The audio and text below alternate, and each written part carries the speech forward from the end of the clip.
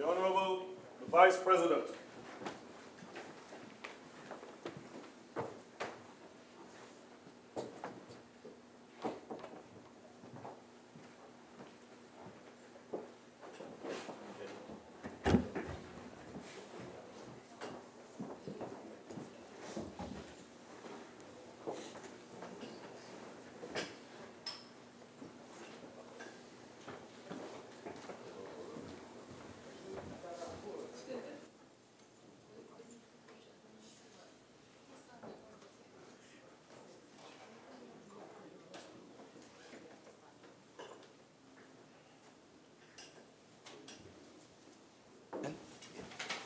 Senator Chote.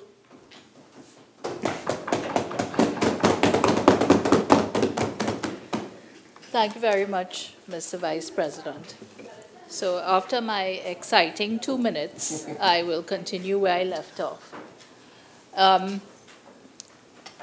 May I begin by saying, or may I begin again by saying, that I understand why we consistently need to upgrade legislation of this kind.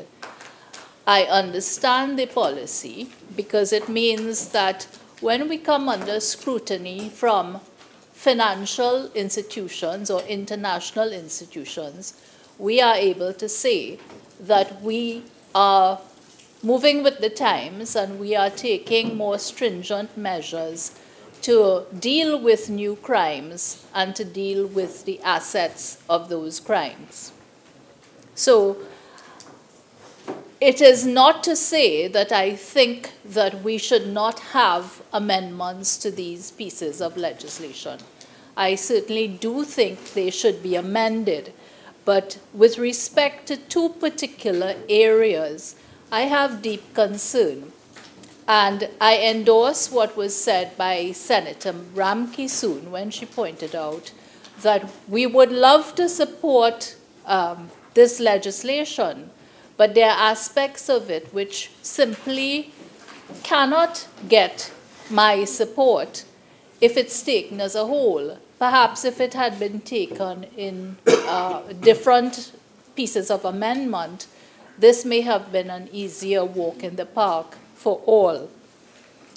Now, listening to the speakers who went before me, I realize how difficult it is for parliamentarians to understand and to speak about money laundering.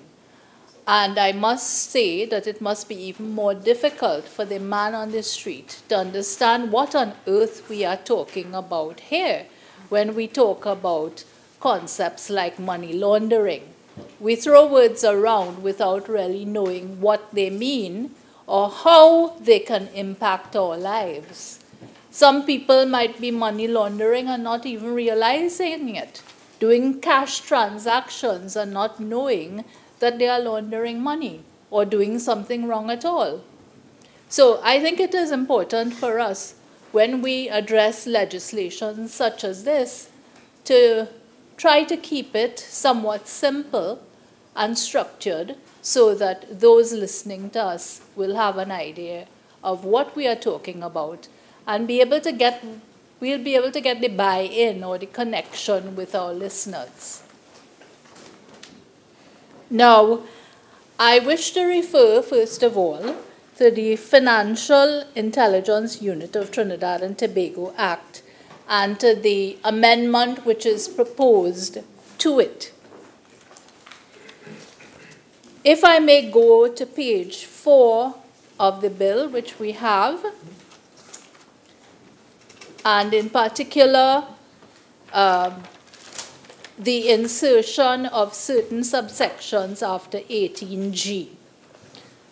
It says, in order to secure compliance with the written laws listed under Section 18F, the FIU, Financial Intelligence Unit, may require any person to provide to it any documents, information, or explanation on any information. Well, before I make my analysis, I will just say what else this section requires. It says it allows a police officer to obtain a warrant, and on that warrant, the person issuing the warrant may put down a requirement that the person who is in receipt of the warrant or upon whom the warrant is being executed must give certain information or must give an explanation on information. So it gives a draconian power to the police officer and to the person issuing the warrant. It goes on to say, without prejudice to any other written law, a person who willfully obstructs a police officer in the exercise of his powers or the performance of his duties under this section, willfully fails to comply with any requirement properly made to him by any such police officer, without reasonable excuse, fails to give such police officer any other assistance which he may reasonably require to be given for the purpose of exercising his powers or performing his duties under this section, commits an offense and is liable on summary conviction to a fine of $10,000 and to imprisonment for 12 months. And then it goes on to talk about a person who, when required to give information to a police officer, knowingly gives false or misleading information, that person can also be convicted for an offense. It continues by saying this rather odd thing. It says, nothing in this section shall be construed as requiring any person to give any information which may incriminate him. Well, it seems to me that the insertion of that subsection basically negates what the rest or the earlier part of the section has dealt with. And I think this is a deep error. I think that this entire portion of this section must be excised, much of it must be culled so that we do not breach our constitutional requirements. This is not about catching criminals. Catching criminals is what police officers do. As parliamentarians, when we stand here, we try to ensure that the laws which are passed with due respect and regard for our Constitution. Because if we have no regard for our Constitution, then God forbid that we should ask anyone else to have such regard. And one of the basic things that you have protected in a Constitution, and indeed in the common law, is your right against self-incrimination and your right to silence. And the two things are connected, but they are similar. So what this is saying is that the FIU may not only say to someone, you have to produce certain documentation for me, but what the FIU is permitted to do is to say, you have to give me information and you have to give me explanations about any information. Now, unlike any other aspect of criminal law, there is nothing here which requires that the person be cautioned, be told of his right to silence, be told of his right to have an attorney at law. There's nothing like that. No protection at all. But I am saying that this subsection must be excised for another reason, and it is a legal reason. And the reason is this.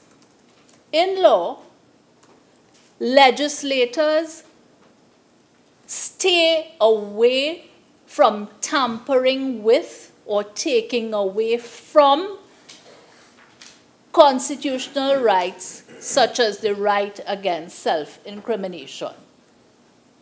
When you look at the case law, you see that there are three main cases where this right was abrogated over the last 30 years or so in the Commonwealth. And the three cases are road traffic offense cases. And these cases are described by the academics as being outliers, because it means that the courts have said that in matters such as these, and road traffic matters, there may be instances where it would be in the public interest, it would be proportionate, it would be reasonable to expect someone directed by a piece of legislation to speak and not rely on his right to silence. Now, there was another case which I think is very important for our purposes, and that is the case of the Queen and K. And I wrote the citation down somewhere. Yes.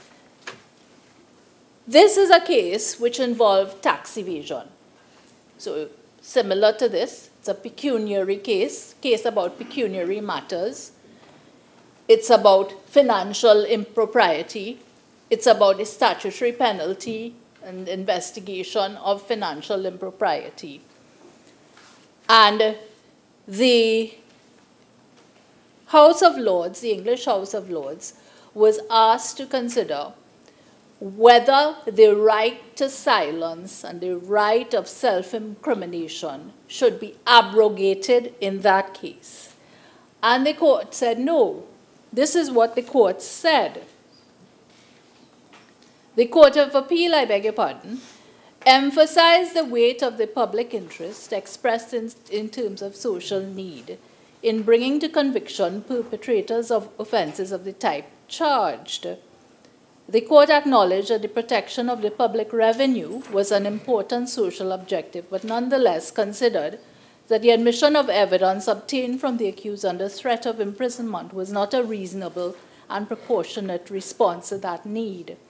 Accordingly, the court held that the compulsory obtaining of that kind of evidence could not be used in evidence against the defendant. So it leads me to yet another point, because even if you are saying you can force someone to speak, what essentially you are also acknowledging is that if you take it to court, you can't use that evidence. So what's the point?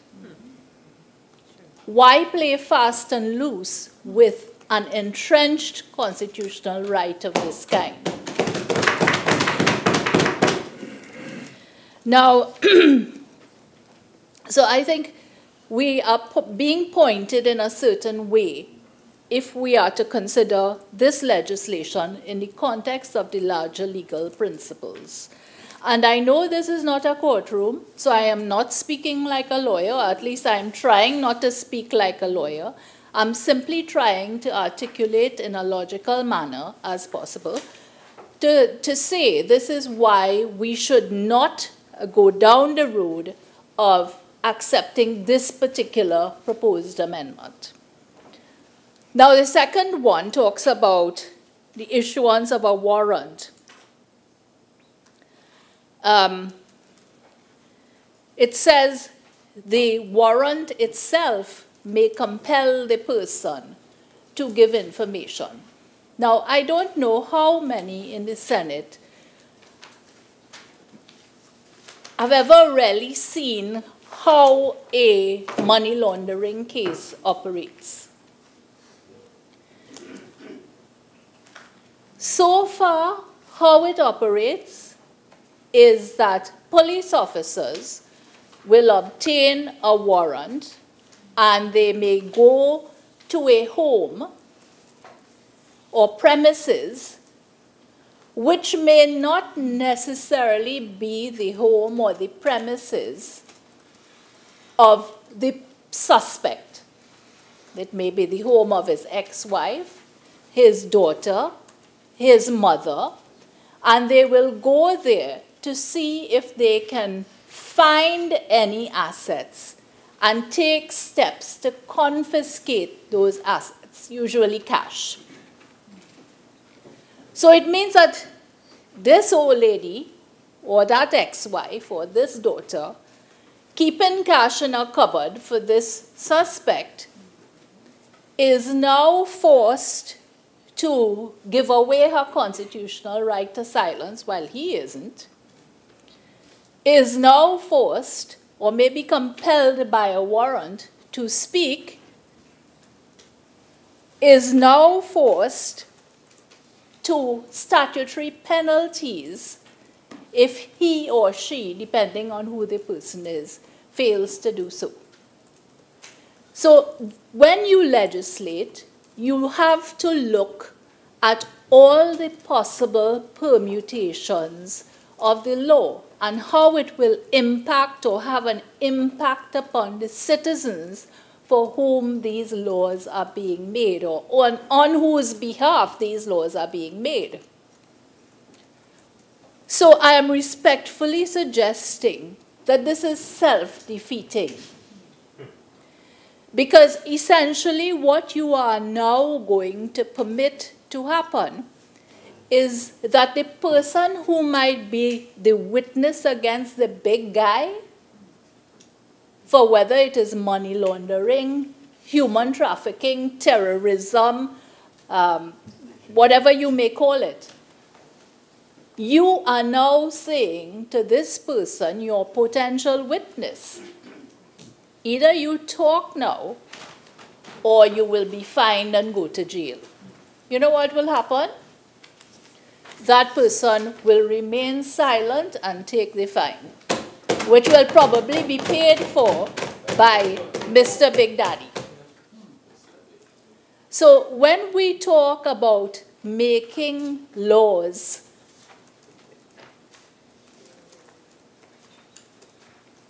which have to be dealt with in the criminal justice system, I think we must have some familiarity with how the system operates, how the system currently treats matters as these, and how the system has impacted the citizens of this country thus far. So it seems to me that while this sounds, it sounds very, very stern, and it gives the impression that Trinidad and Tobago is fighting money laundering with everything that it has. Listen, we don't need to sell our souls and our constitution to anybody by having this section included in any piece of legislation. Going in with a warrant and searching premises and taking documents is something you can do.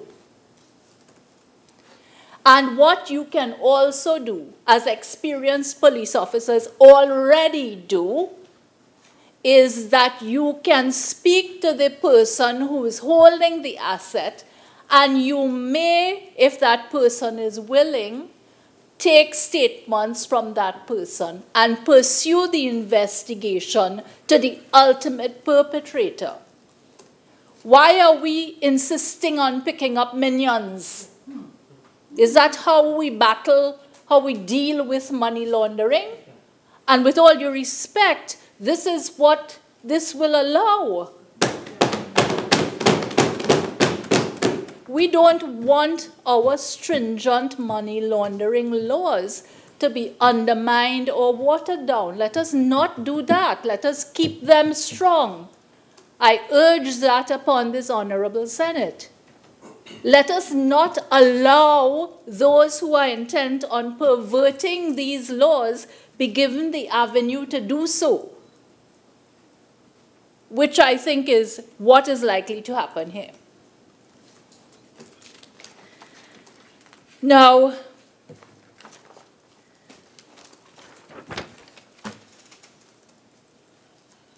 it gets even more complicated if the warrant now is taken to the Mr. Big. Mr. Big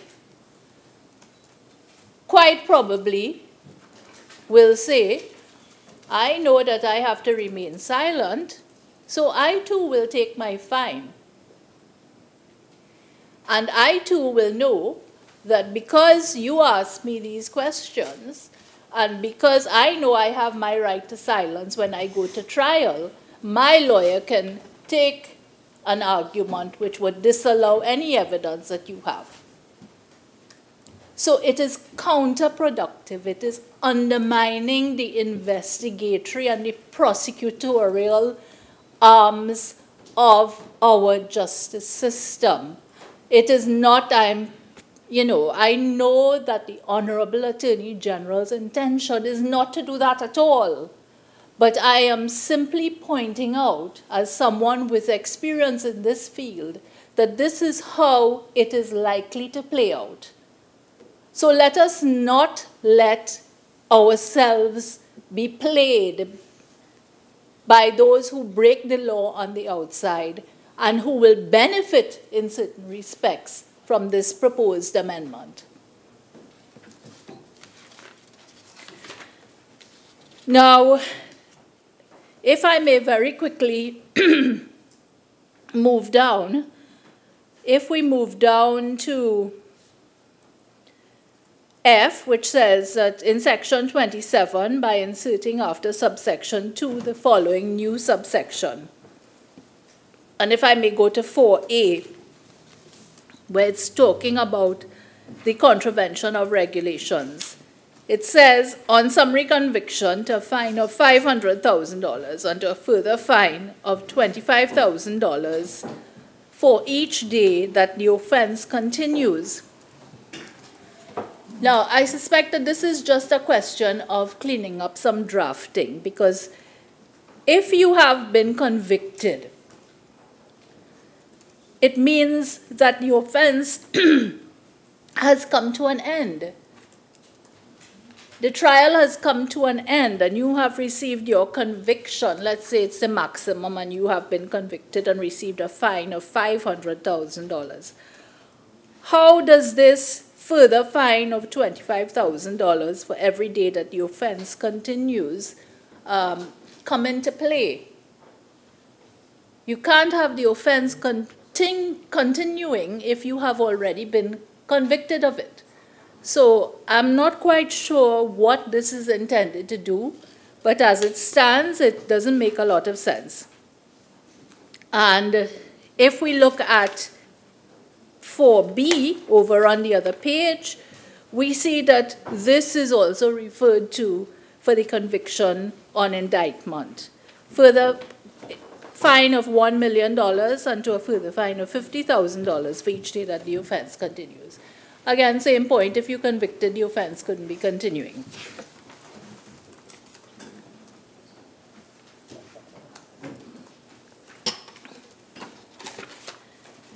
Now, I had said that there were two aspects of these amendments that I wish to focus on, because so much has been said about other aspects of the proposed amendments. The other one that I would like to look at is the proposed amendment to the Proceeds of Crime Act, which provides for summary conviction, on summary conviction, to a fine of $25 million and to imprisonment for 15 years, and on conviction on indictment, a fine of $50 million and to imprisonment for 30 years.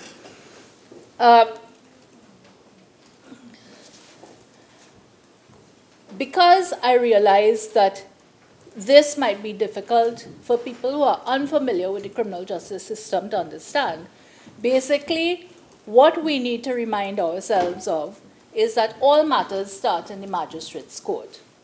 Regardless of which piece of paper starts the matter, whether it's called an information or complaint, it means that all matters start in the magistrate's court.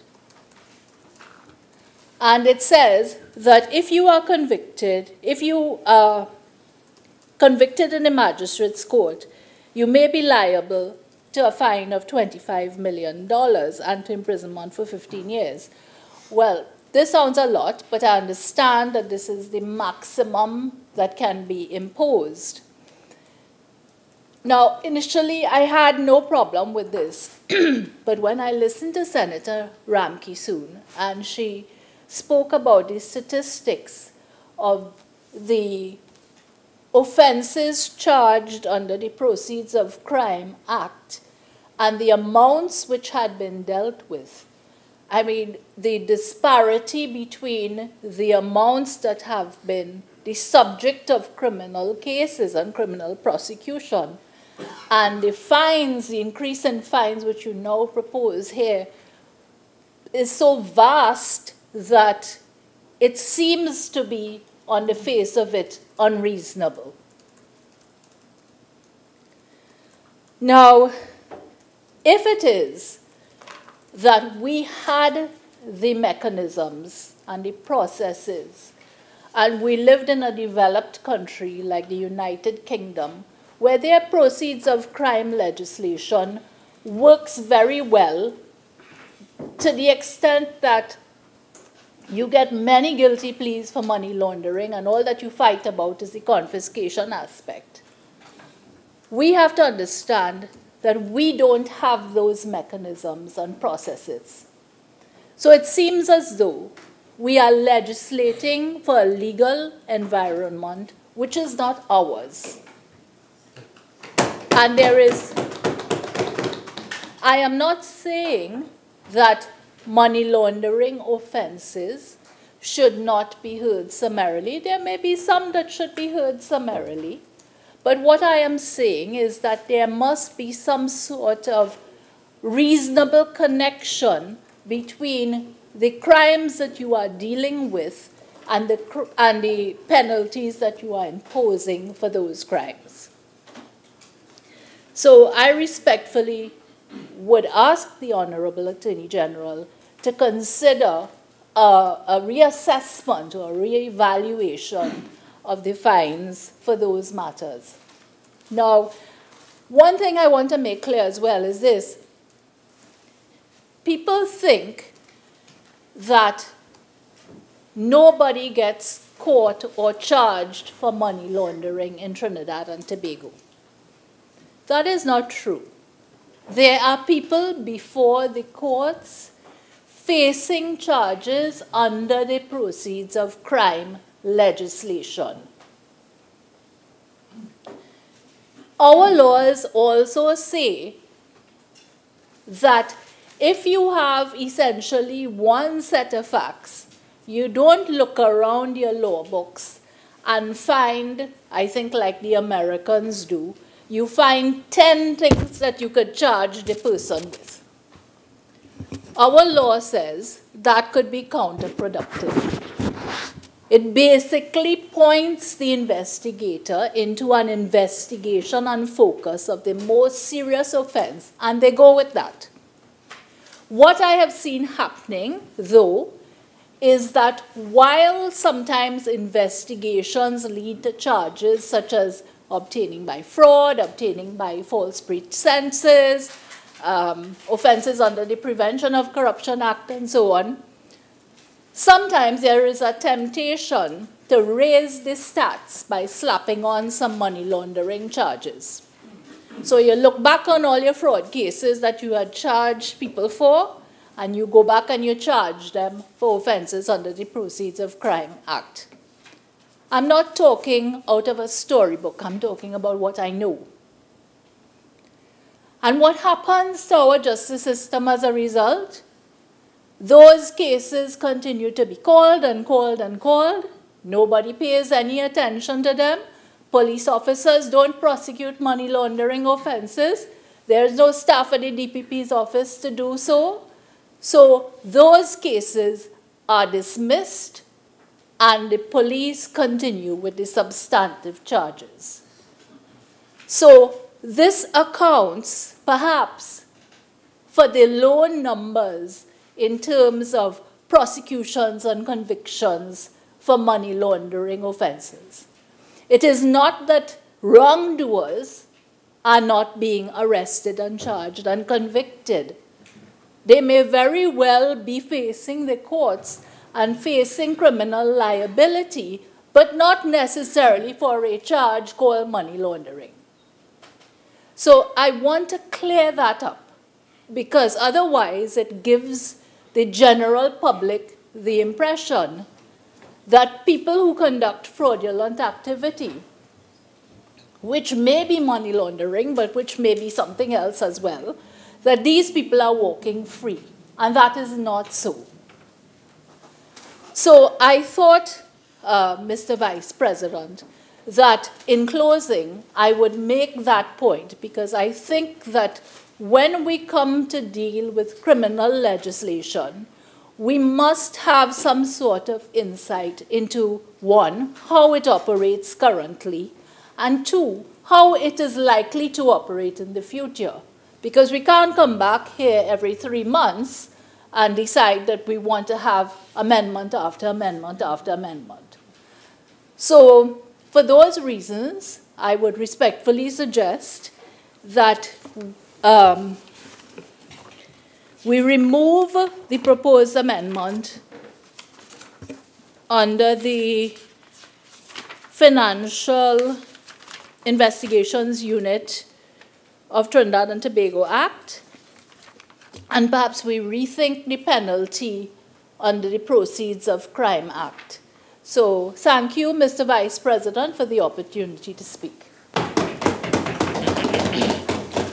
Minister of Public Utilities.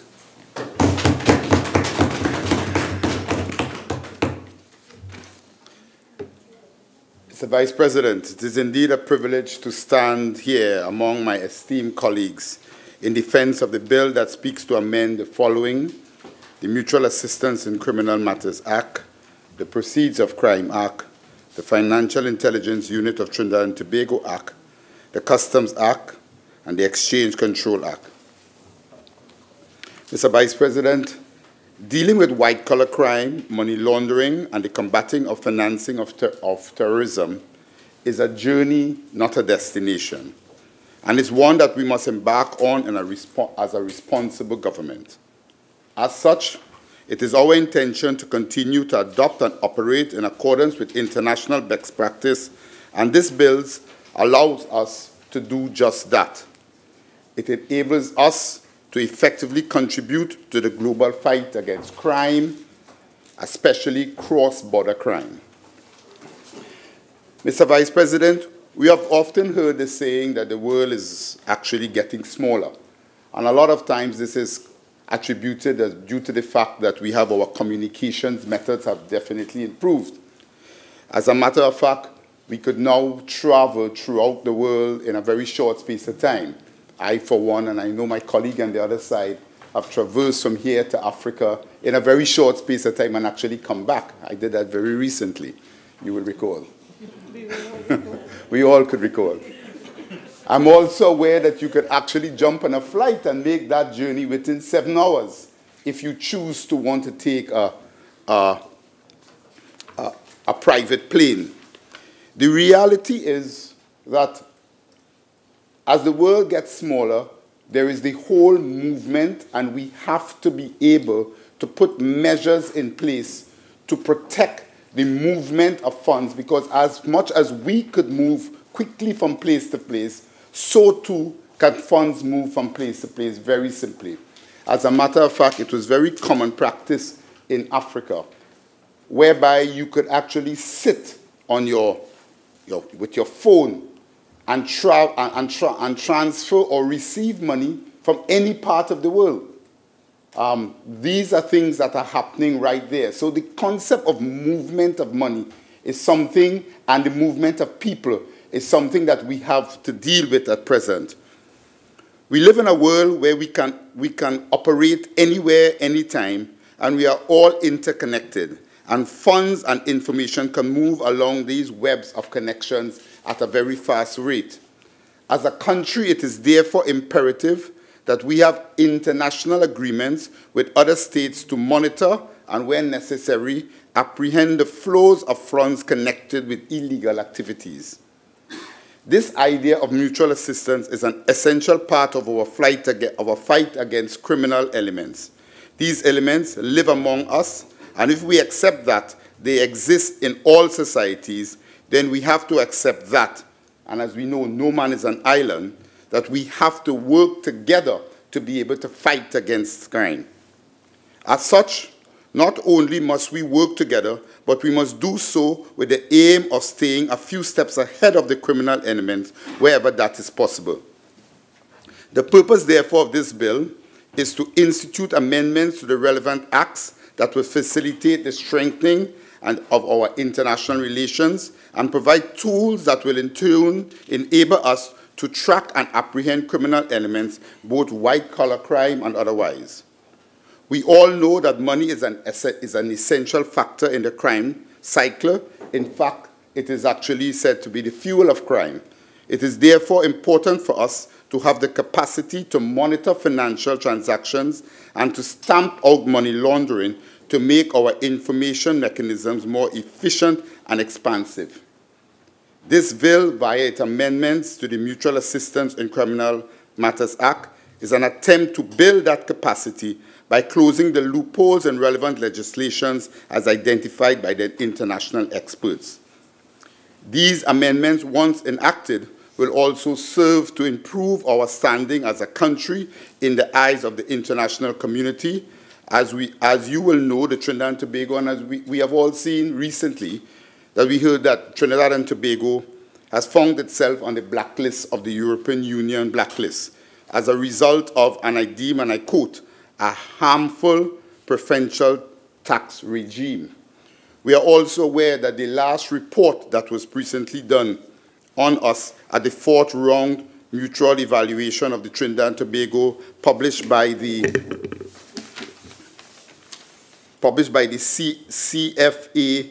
CFATF, that we also did not fare too well in that particular report. The EU has also noted that we have not yet signed and ratified the OECD Mutual Convention on Mutual Assistance in Tax Matters.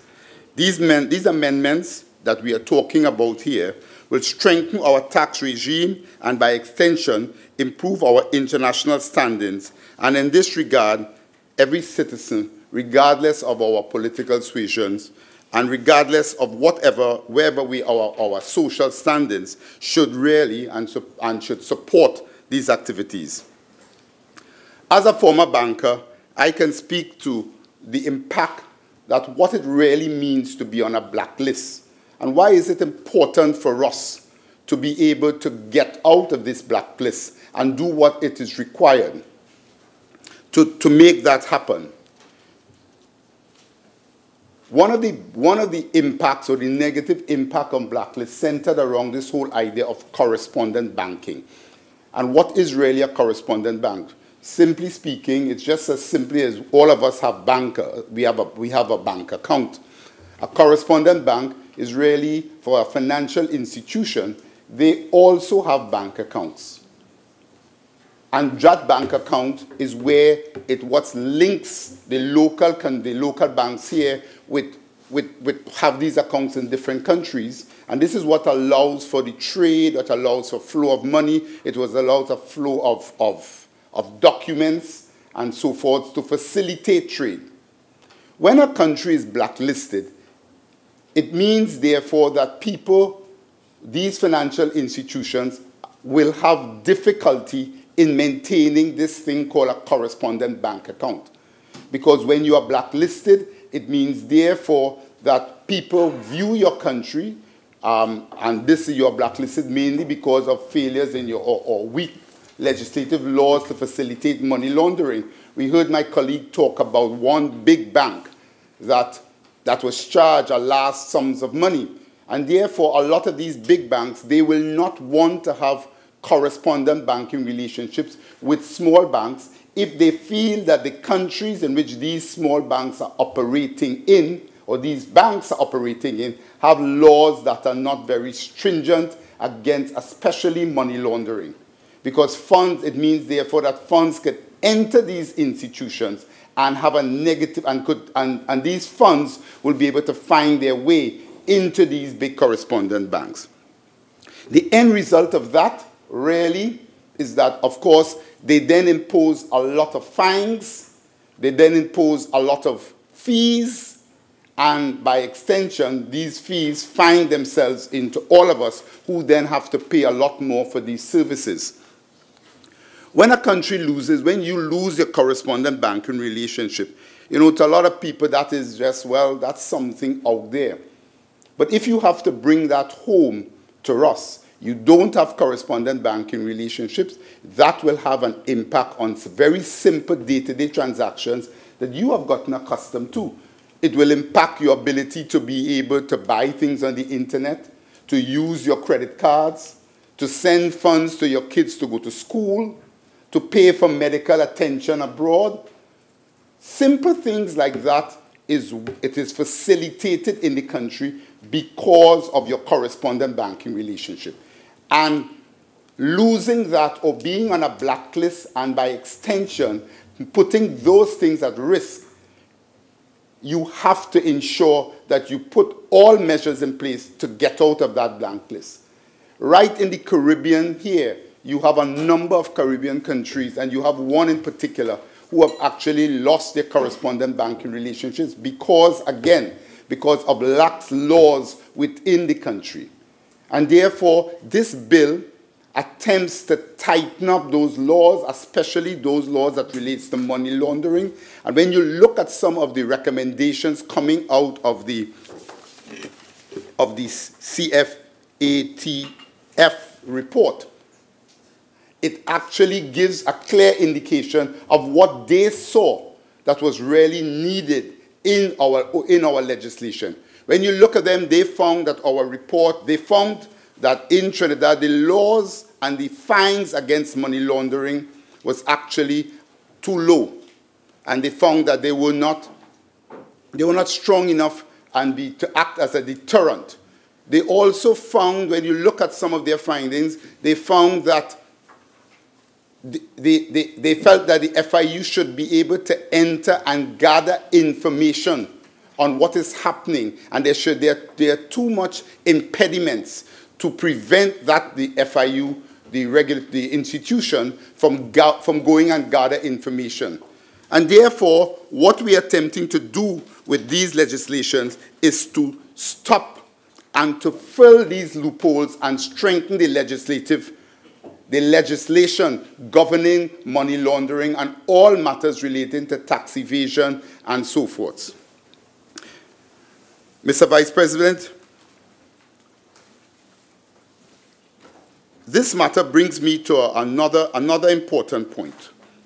I have also sat and I've heard a lot of objections to people complaining or having, I would say, having some issue with one particular element that is being proposed, the one that deals with the anti-business, and the one that people speak about when they mention that it is against business if it is you are after 6 months, you are then allowed, if you are charged and you're not able to make the appropriate representation, then your goods could be withheld.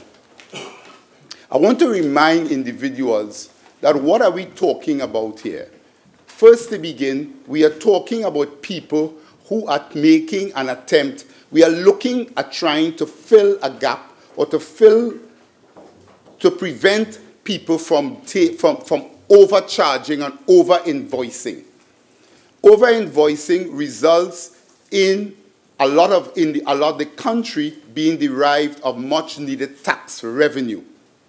And that in itself has an implication for the poor individuals or for the poor people.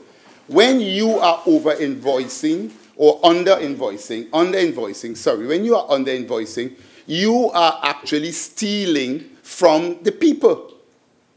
And therefore, this small group of people who are doing this, you are impacting the lives of all the people for the country who requires the taxes to be able to get school services, to have medical attention, etc. So I find I have no problem at all in going and letting the business people or the businessman or woman who recognize, and I want to send a signal very strong to him, that the hands of the law is very long, in that I could come at you after 6 years, and truly, if you are caught doing this, you run the chance of being put out of business. I will like the businessman who wants to do that, or who is thinking about doing that, to think twice. And in my mind, good law is also an attempt to ensure that that happens. And I have no objection. I worked in a bank and I've dealt with business people before. And a lot of the business people in this country are honest businessmen, so they have nothing to worry about. There are a few businessmen who go about doing and trying to under-invoice and therefore trying to steal this country from taxes. And therefore those people need to recognize that that activity needs to stop.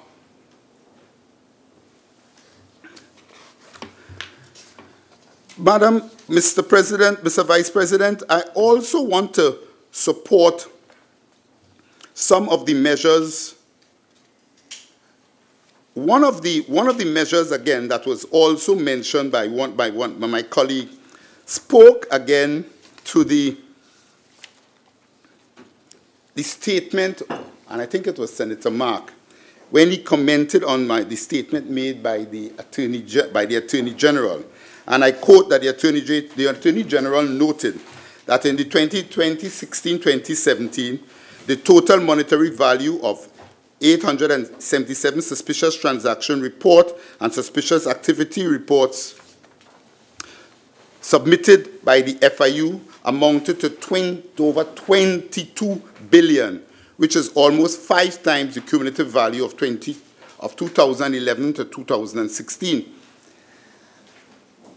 And Mr. Vice President, I have heard colleagues on the other side make the point that this rise in suspicious activities happened when the PNM came into power. I would like to remind a lot of them that, again, the PNM came into power in September 2015. And by making that reference, they were making the point, if I understood the point, that here it is, this was a report, and these rise in suspicious activities were happening at this point in time. Well, I know my colleague on the other side, who also spent some time with me in Africa, could also attest to this.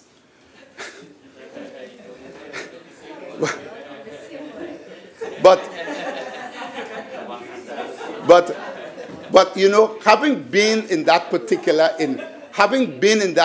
environment, what I could say is that it is well known in that environment that when there's a change of government, that the regulatory authorities and the banks are really on their eyes are open, because they expect around that time, that particular year, that first year when it happens, that is when you find that suspicious transactions rise to the highest level. And the reason for that is, of course, that, as you know, a lot of times, a lot of money that is collected, illegal transactions that is collected during one regime, tries to find itself into the banking sector, and the banking sector is the sector that they use to wash money.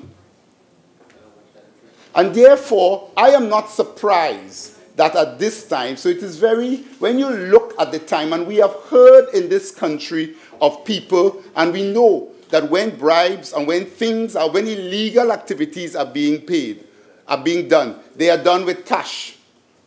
So it is known internationally that when there is a change in government, you will find a substantial rise in suspicious transactions. And as I said before, that is really as a result of all this illegal cash, all these bags of money, where you hear about people taking money out in brown bags and so forth, that they now, and suitcases, that this money now have to find themselves.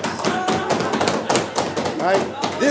this money now have to find itself in the bank. So the reason why you find that also, that is the reason basically why that particular year, right after the P&M government demit office, that you find in that particular year, you found that substantial amount of increase in suspicious transactions and that amount of money being found out in the banking sector. So I just felt that I wanted to put that on the table to clarify that particular point made by Senator Mark.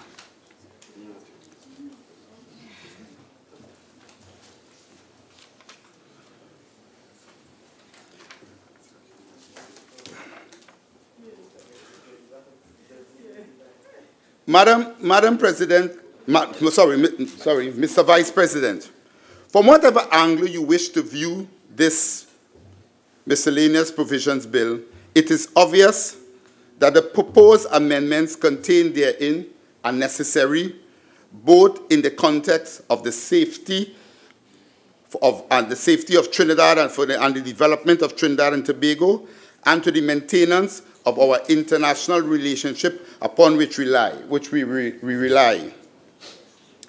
As a country, it will help us in our fight against money laundering, tax evasion, and corruption in general, and it will improve our standing in the international community. From a citizen's perspective, it will act as a crime deterrent while ensuring the safety of our citizens. And from a banking perspective, it will strengthen our correspondent banking relationships and reduce the cost of compliance, thus ensuring that the customer does not have to pay for our non-compliance while keeping us and our country internationally connected. Is it perfect? I would say no. No bill is perfect. But as I will end as I started, this is a journey, and this bill takes us along the path in that journey. But what it does is that it adds to our arsenal of weapons so that we are in a better position to protect our society from criminal activities of all types. This bill takes us along that journey. It has all the good elements. It takes us along the path. It helps us in our fight against money laundering. It allows us to be able to share information among people to help us with the tax evasion. And it also increases a lot of the fines that is required that will allow for it to be a deterrent.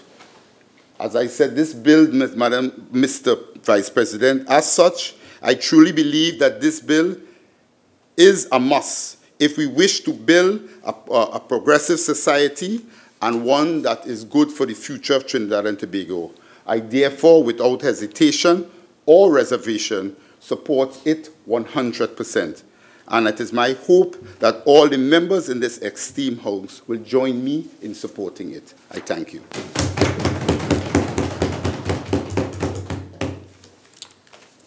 Yes, Senator Cummings. Yes.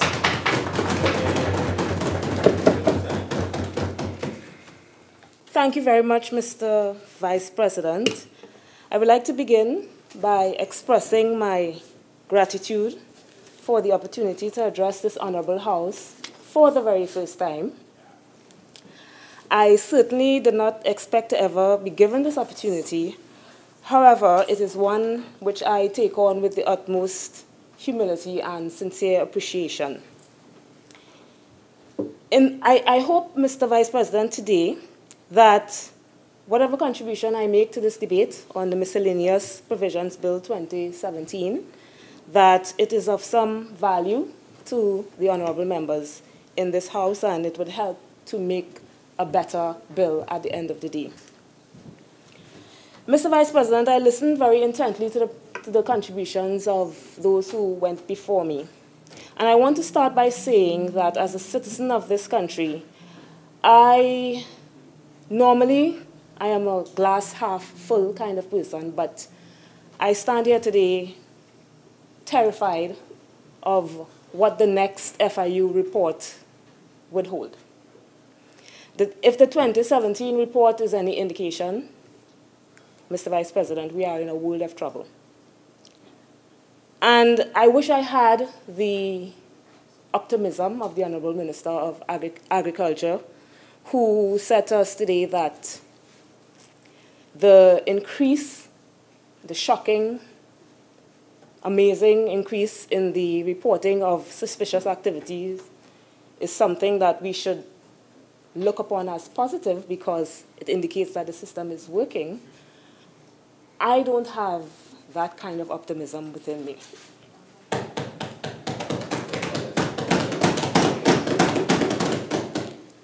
Because the way I see it, it means only that we are in a lot more trouble than we thought we were. What it means is that the situation is worse than we could have ever imagined.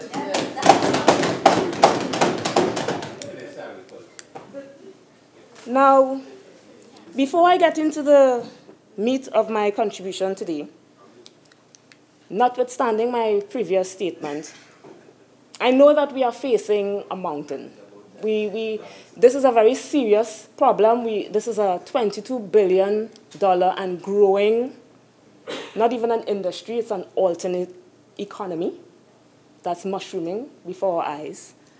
And so I must give commendation where it is due to the Attorney General for his attempts to strengthen the institutional and legislative framework which we need to do in order to begin to tackle this problem. However, having gone through the bill, I have just a few comments that I would like to make. Many of the previous speakers went into great detail on various clauses. So I would, in the interest of time, not repeat those positions. I would just like to point out two particular clauses in the bill that I have some concerns about. Now, I want to start with Clause 3 of the bill, which has been mentioned before, which makes the trial of money laundering triable both summarily as well as on indictment. There are a couple of issues with this, Mr. Vice President. Many speakers before me have said, and those of us who have been in the criminal justice system for a long time, understand the situation that the magistrates' courts have to operate under. And the reality is that while I understand the intent of that clause, you want to free up the High Court, you want to move the prosecutions along quicker, if we simply impose this behemoth on an already struggling magistracy, all we are really doing, Mr. Vice President, is rearranging the deck on the chairs of the Titanic. And it is an exercise in futility. So I would like to suggest, I'm sorry the Honorable Attorney General isn't here, but through you, I would make the suggestion anyway, that perhaps we could consider a few options here. One of which is that not all money laundering offenses should be tried both summarily or indictably. The Honorable Minister of Agriculture went into great details about the size of some of these transactions. And I know, Mr. Vice President, that none of us really could anticipate a magistrate's court hearing a money laundering case to the value of $150 million. That is not practical. And given the nature and the seriousness of that offense, perhaps what we need to look at is capping the value of money laundering offenses that could be tried summarily at a certain point, and everything else be tried indictably to reflect the seriousness of the offense. So that would be my first contribution. My second comment on this clause is money laundering offenses are not easy offenses. In fact, financial crimes in general are not easy offenses to prosecute. You can't just pluck anybody from anywhere, put them in front of the court and say, here, prosecute this offense. They are notoriously complex, challenging, and time-consuming. And what we have to consider is the type of cases that typically would come before a magistrate's court. Money laundering offenses would take much more judicial time than your average larceny case or your average common assault case, which typically, when they get started, will take 2 to 3 days to complete. But a money laundering offense, given its nature, would go on for weeks, maybe months at a time. So it requires a lot of judicial time. So maybe consideration could be given to establishing within the magistracy for those offenses, money laundering offenses that we agree, given the value, could be tried summarily. We can establish a financial crimes court within the magistracy system. And that way, money laundering and the financing of terrorists and those kind of specialized financial crime could have the appropriate attention and wouldn't be competing for judicial time with other typical common crimes. And if as a society we agree that we want to give priority to the prosecution of these types of crime, I think that that is one way that we can achieve the objective of this legislation to speed up the prosecution of money laundering and those types of financial crime, while at the same time ensuring that the magistracy is able to sustain the burden of what's expected of it. So I would hope that those on the other side would pay some attention, maybe take this suggestion through you, Mr. Vice President, back to the Attorney General and consider this suggestion.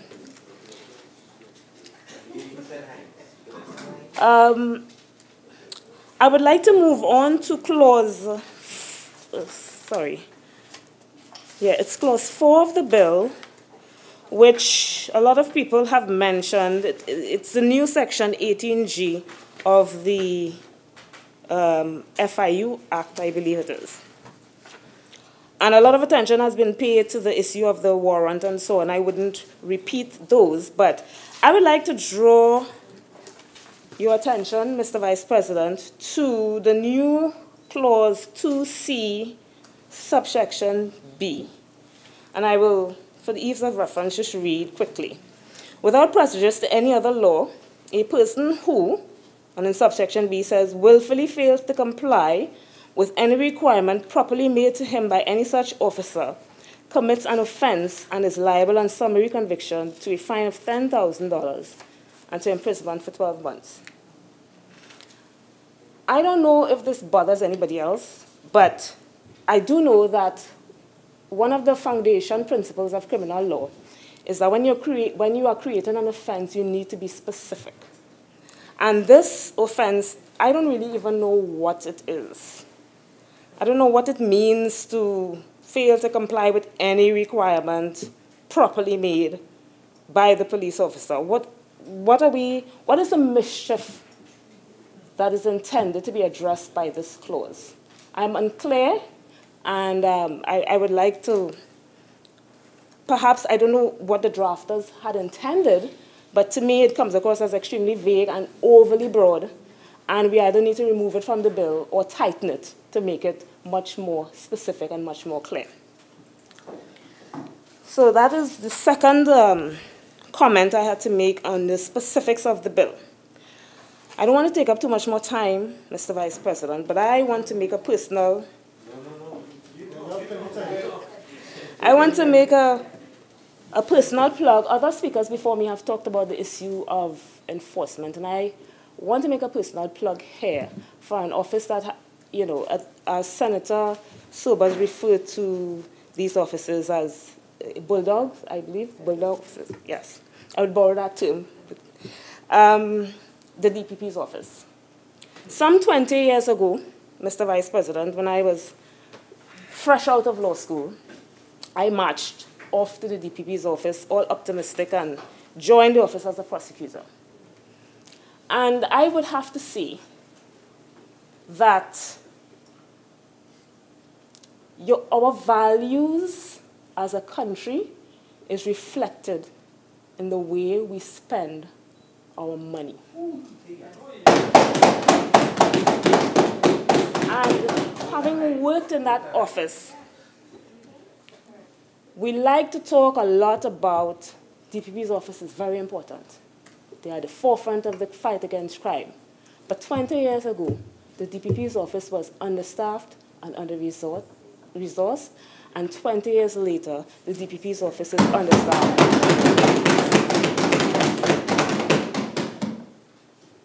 I remember the days when we were located on Henry Street, and we would be meeting with witnesses, or we would be coalescing as colleagues do, talking about our day, and we would have company in the ceiling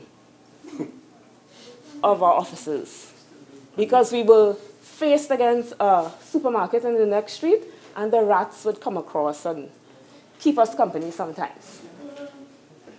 I'm happy to report that the Port of Spain office has since moved into more appropriate accommodation. But the San Fernando office was even worse, because when I first was assigned to San Fernando, where we were located, that office was actually condemned by TNTech for being unfit for occupation. It was a fire hazard. And we were working every day, going to court, fighting crime. But we felt like second-class citizens within the context of the legal fraternity of the government. And I was very sad to read newspaper reports about the south office of the DPP being relocated to Gulf City Mall. And I read it in the newspapers and my heart sank, because I said to myself, nothing has changed. Nothing has changed. You know, the lawyers among us will know, you know the term a mall lawyer. We know that it is not a compliment. And yet we are reducing our premier legal agency entity, the warriors in the fight against crime, to mall lawyers. Where are our values and our priorities as a country? That was very disappointing. Although I have to say, as a red-blooded Trini woman, I can understand the perks of having your office located in a shopping center. But I don't think that it is appropriate, an appropriate place, given the stature of the DPP's office, given the nature of the work that they do, given the contribution that they make, given the sacrifice that they continuously make. Thank you very much, Honourable Senator. Senator, just to put onto the record that the location of that office was an exercise with the office of the DPP, and that the government itself has absolutely no part to play with that other than to pay the bills for it. So I just wanted to put on record that that proposed move to the mall in Tobago, because it's more than just the mall in San Fernando, the mall in San Fernando and the move to the Park Street locations is an exercise which resides with the office of the DPP itself. Thank you very much, Mr. Attorney General. My mic has been off all this time. Oh, sorry. Yes. I appreciate that clarification, but I did also read a comment from the DPP himself in speaking about this move, where he said that the decision was made to move to the Gulf City Mall, and it was less than ideal. So I sensed that it was a kind of last resort. I don't know the circumstances that led to the decision, but I would have to say that I don't think that it would have been a first choice for the DPP himself. He must have felt compelled that this was his only resort, his last resort. But I don't want to belabor the point too much, except to say that just to repeat what I said first, that our values as a country is reflected in how we spend our money. And I don't believe, because we've had several, we've had an economic boom within the time that I left the DPP's office, and now I don't think it's a question of money. I don't think we have a money problem so much as a values problem, and we need to ensure that we spend our money in a way that is consistent with the things that we say are important to us as a country. It is not meant as a, I don't mean to direct any criticism in any particular direction, but I just would want to, since my heart is close to the office of the DPP, and I know the kind of strain that they are under, to appeal to those who have the ability to make their situation better, that if we could take some corrective action and give the DPP the DPP's office the resources that it needs to do its job, I think that that will go a long way to ensuring that these pieces of legislation actually get implemented. So, with that, Madam President, I would like to once again say thank you for the opportunity to address this Honourable House. And I hope that we, in the spirit of cooperation, we can work towards tweaking this piece of legislation, making it better and stronger, so that we are able to tackle the scourge that is financial crime. Thank you very much.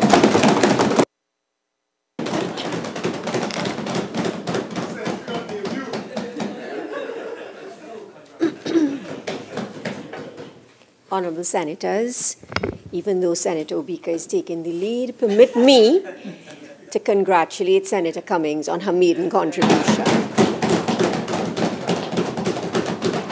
Senator Richards. Thank you very much, Madam President. And good afternoon to all. And may I also join with you through you, Madam President, in congratulating Senator Cummings on what is a very impressive debut contribution.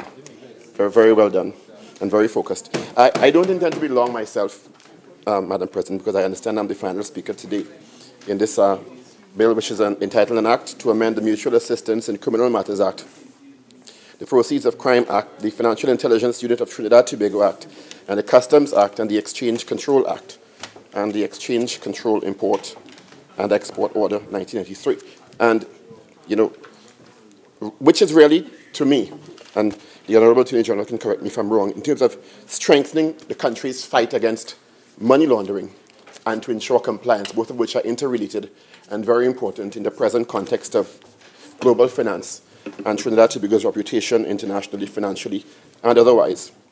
So it is, in large respect, as the titles of the various pieces of the bill we seek to amend include mutual assistance in criminal acts, but I really want to focus on the issue of the money laundering, which is, to me, of significant importance, and the issue of the resources placed in the agencies which are tasked with the responsibility of operationalizing, because we find ourselves at a point in Trinidad and Tobago where we are passing laws and amending laws, but in large respect we have little or no measure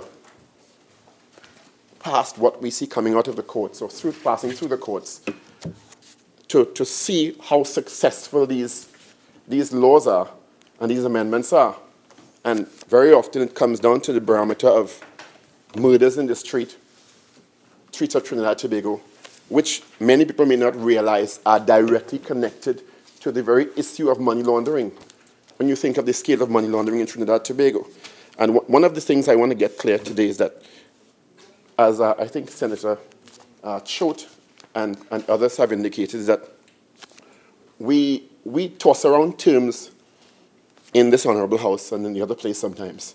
And the general public, and especially when it comes to the details of these parts of this bill, don't realize how much these amendments, if passed successfully, will affect their daily lives.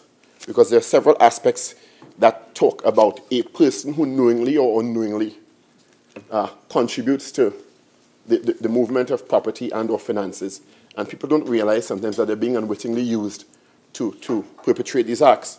So for the purpose of this presentation, which I really hope to be short, because a lot has been said already, so there's no need for tedious repetition, is for the public listening and watching, is define the issue of money laundering, which is a conversion of or transfer of property or funds knowing that such property is derived from serious crime for the purpose of concealing or disguising the illicit origin of the property or of assisting any person who is involved in committing such an offense or offenses to evade the legal consequences of such actions.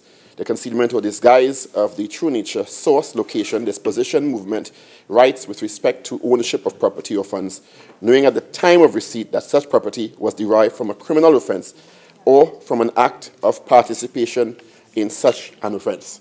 And when we're debating these bills, to me, there are several questions that we have to ask ourselves, because if you go through any of the research regarding money laundering is regarded as the world's largest industry after international oil trade and foreign exchange.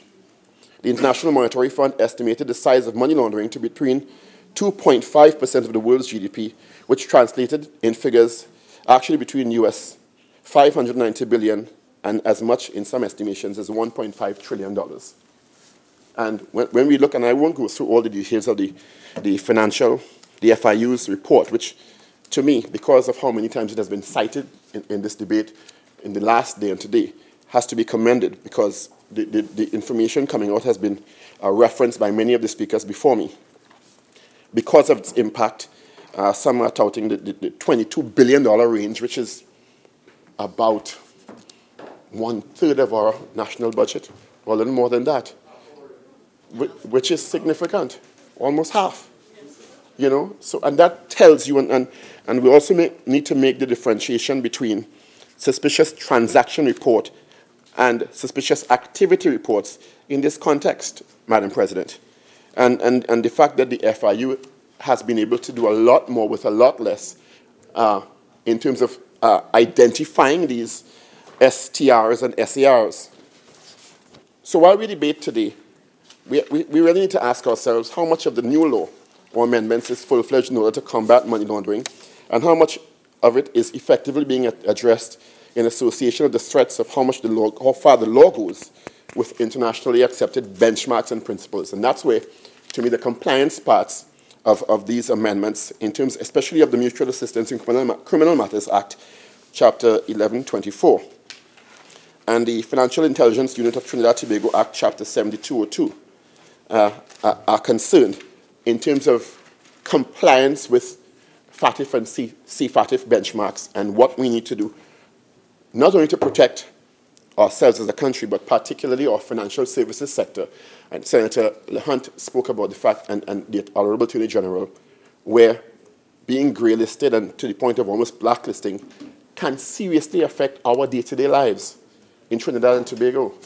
Very, very many of the transactions or the liberties we enjoy financially and commercially will be seriously affected if we do not comply with these international benchmarks through FATF and CFATF. So we really need to focus on strengthening of these bits of legislation to meet the compliance benchmarks.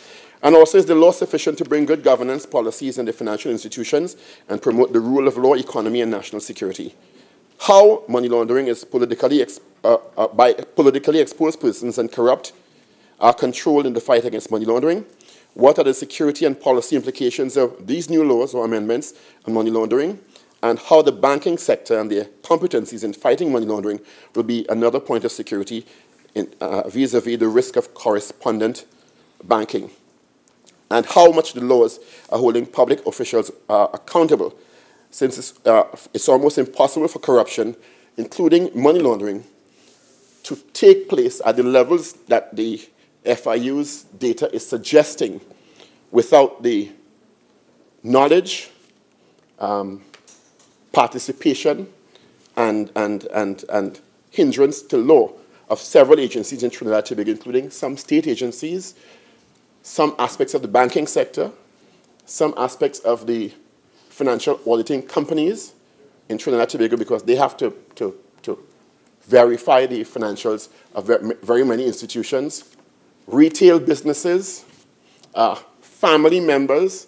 So the net really goes far and wide into almost every sector or dimension of lives in Trinidad and Tobago.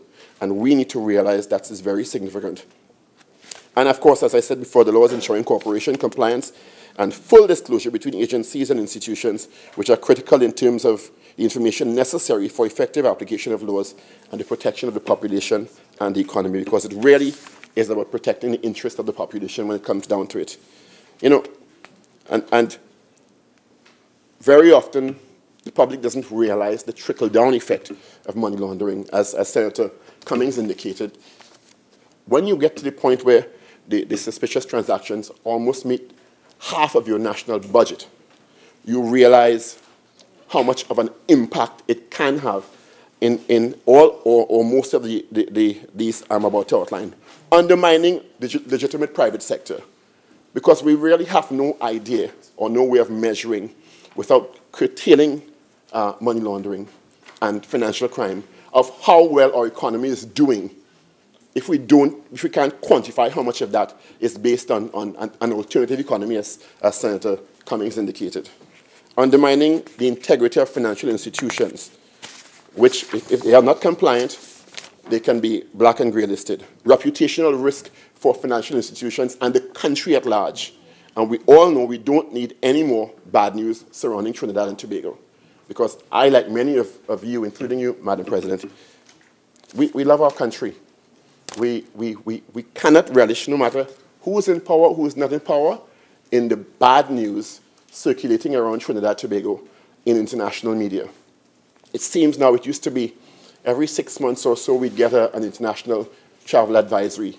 It seems we'd end up on international media every 3 to 6 months. Now it seems like every 2 weeks, even ending up in the UK Parliament on a highly viral video clip last week talking about the number of adjournments a murder trial had taken on a British national.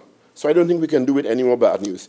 There's also operational risk, legal risk, and possibly international sanctions. And then there, of course, there are the macroeconomic risks and the effect on the rule of law, including, as many have indicated before, the issues related to gang violence and the connection between money laundering and gang violence, because as many would have indicated and spoken about, in terms of the large fines as exposed in Clause 3, which I'll, with your leave, quote, Madam President, of the bill, proposes to simplify the prosecution in the offence of money laundering in 2 steps by making it no longer just an indictable offence, but also there were many conflicting views on the sum, which, and I'll quote Section 53(1), shall be deleted and substituted with new wording, which will provide that a person who commits the offence of money laundering shall be liable on summary conviction to a $25 million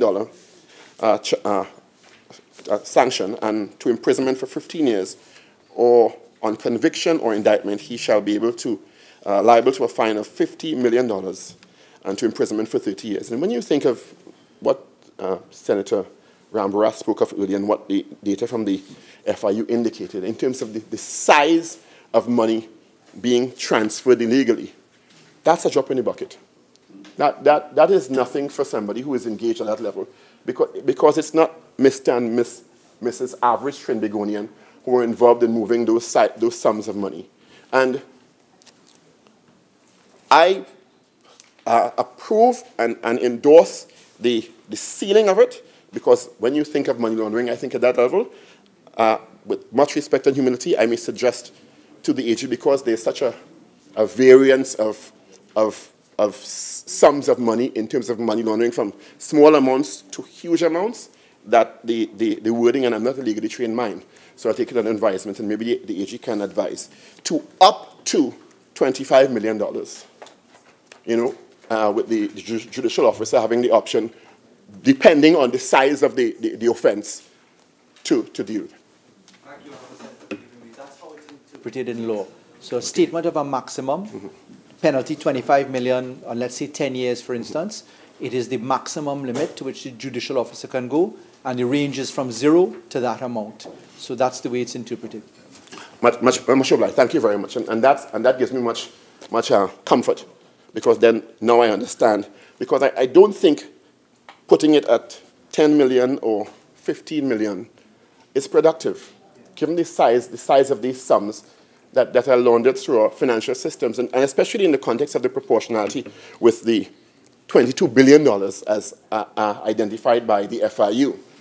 That's a drop in the bucket, but the judicial officer, as the AG has now graciously indicated, is up to the discretion of the judicial officer, and it can go up to that amount. Quite frankly, I think it should be higher, given what we're seeing in the world today. So I thank you for that, Honourable AG.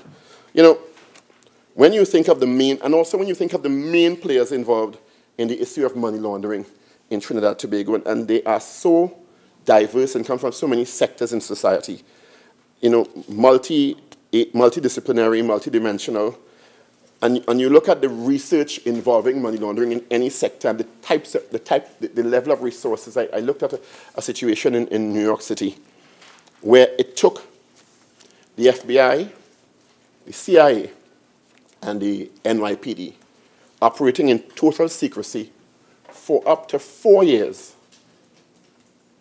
up to $15 to $20 million invested in resources just to get to the final point. Because very often, if you get to the, I'll call them the underlings, the small men, which are the ones who sadly are gunned down in the streets of Trinidad and Tobago every day, or their family members who unwittingly are dragged in, you don't stop the problem. And it takes, and this is the grand old USA that had to invest this level of resources from agencies that are so much better resourced than we could possibly do in Trinidad and Tobago.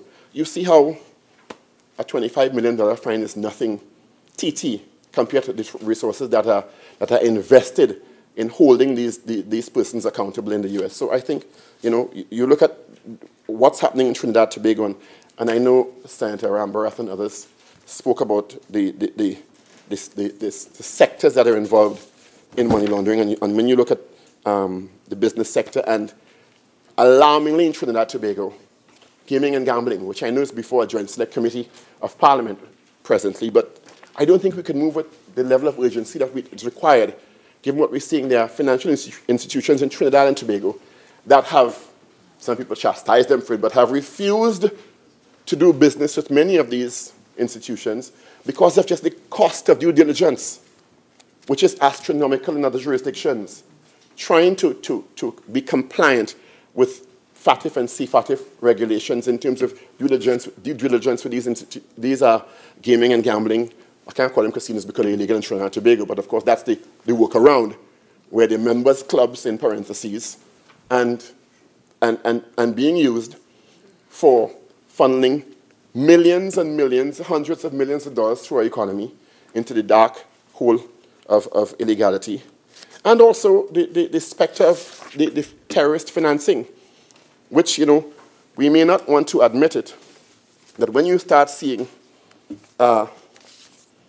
articles online and publications, Carnival Juve in Trinidad and Tobago, February 16th, CNN.com, U.S. troops participated in anti-terror raids Thursday in the Caribbean nation of Trinidad and Tobago, helping to capture 4 high-value targets, 2 U.S. military officials told CNN, which is linking Trinidad and Tobago internationally to terror cells and terrorist activity. Also, the Jade Observer, Development and Modernization, February 16, 2018, Latin America and Caribbean region, no stranger to corruption, bad decisions, and organized crime. However, sometimes a member of this community takes things to a new level and risks both damaging and redefining long-term images and future prospects of a tiny Trinidad and Tobago, which is quoted as a nation turns into the Caribbean hive of scum and villainy. I take no pleasure in announcing this, Madam President, in this honorable house, because I am born and raised in Trinidad and Tobago and love my country. You know, when you see, the article goes on to read, and I quote, "In fact, it seems though TNT is content with mimicking Venezuela's failed economic policies and talking about indebtedness and corruption in state-owned companies and unwillingness to deal with white-collar crime, we have to deal decisively with the issue of money laundering and financial crime in Trinidad and Tobago. Because no matter who goes into or comes out of power, it is not going to be enough to kick the can down the road. Because it is damaging us every day and every week seemingly now. And so I commend many of these initiatives in this omnibus bill.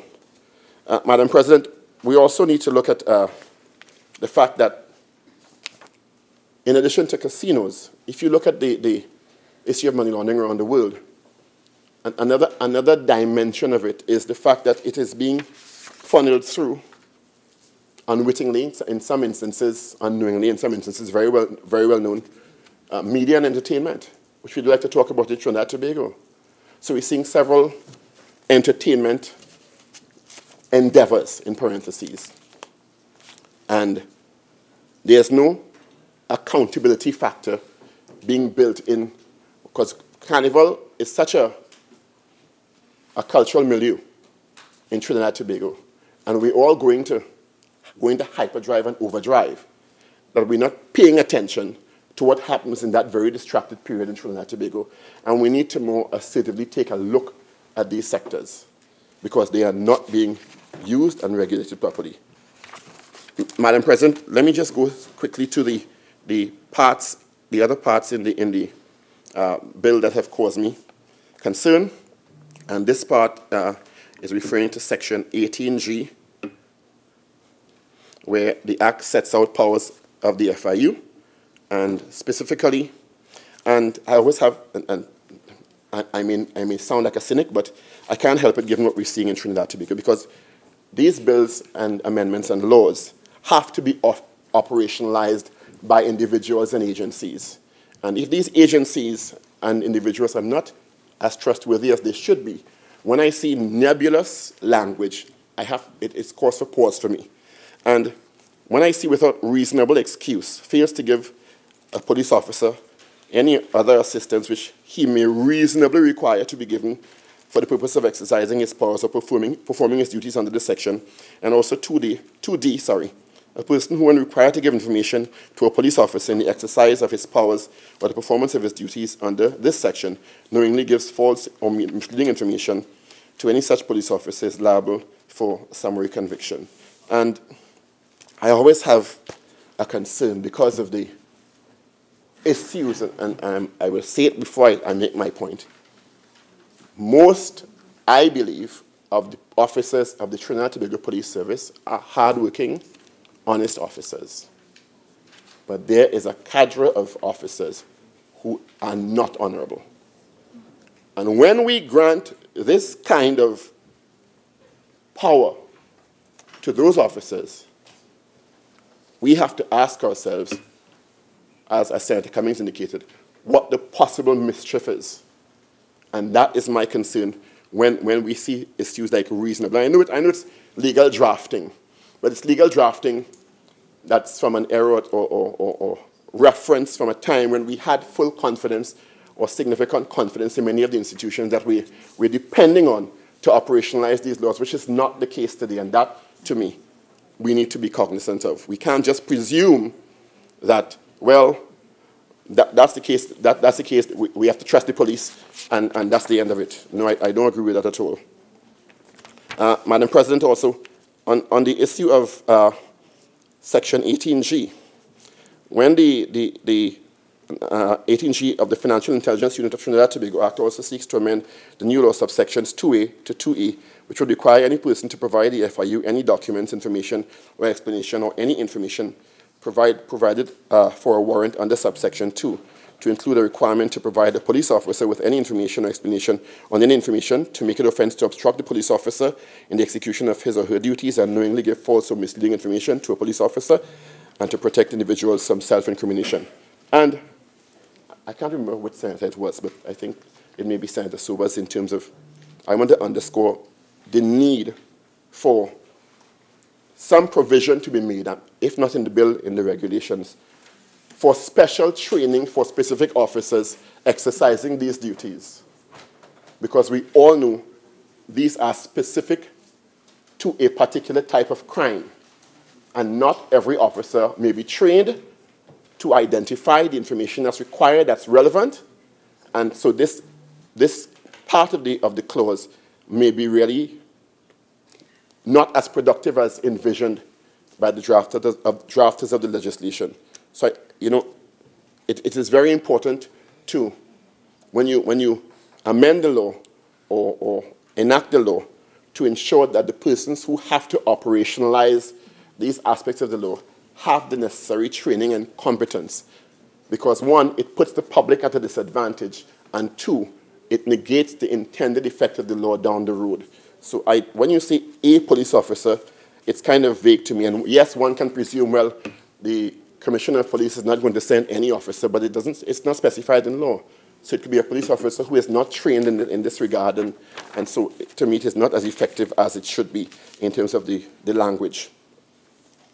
I also want to talk about the issues related to, and I've not seen it, and I know there's a cybercrime GSC, Special Joint Select Committee, but when we're talking about money laundering and terrorist financing in today's context, I don't know if it will be in this bill or in an upcoming bill, but I have not heard one word about the paradigm of Bitcoin in this debate and the impact of Bitcoin globally on its significant penetration on the paradigm of money laundering and terrorist financing. So, absolutely. Thank you, Honourable Senator. What an excellent point to make. It's something which is under active scrutiny. The concept of electronic money, which Bitcoin falls to be a part of, is contained in both the Anti-Terrorism Act and in aspects of money laundering. But the government is undertaking a separate exercise specifically in respect of cryptocurrency because it deserves a certain amount of regulatory approval of its own. And that is an active product right now which will stand alone very shortly. Thank you. Much appreciated. And I appreciate that because when you look at the ways international money launderers, drug runners, gun runners, and terrorist groups are now trading to elude international agencies and carry out their illegal trade, that is now the preferred avenue. Because if you understand how Bitcoin operates, it is several million computers all around the world supposedly verifying as opposed to one financial institution, and that is how they're able to hide and be anonymous in their transactions. And we may not understand it in Trinidad and Tobago, we may not be au courant with what is happening, but we have to presume that because of the data coming out from the FIU, that we are also subject to that sort of infiltration in terms of our financial institutions in Trinidad and Tobago, and also make sure that our laws are not only catching up, because I know one of the challenges of the Honourable Attorney General, and any AG for that matter in the last 10, 15 years, is that we're playing catch up. We're putting all our resources in playing catch up, and we need to sit and pause for a while and think of how we can jump ahead of the curve, given what people are seeing as the evolving paradigm all over the world. Madam President, I just want to end by focusing on the issue of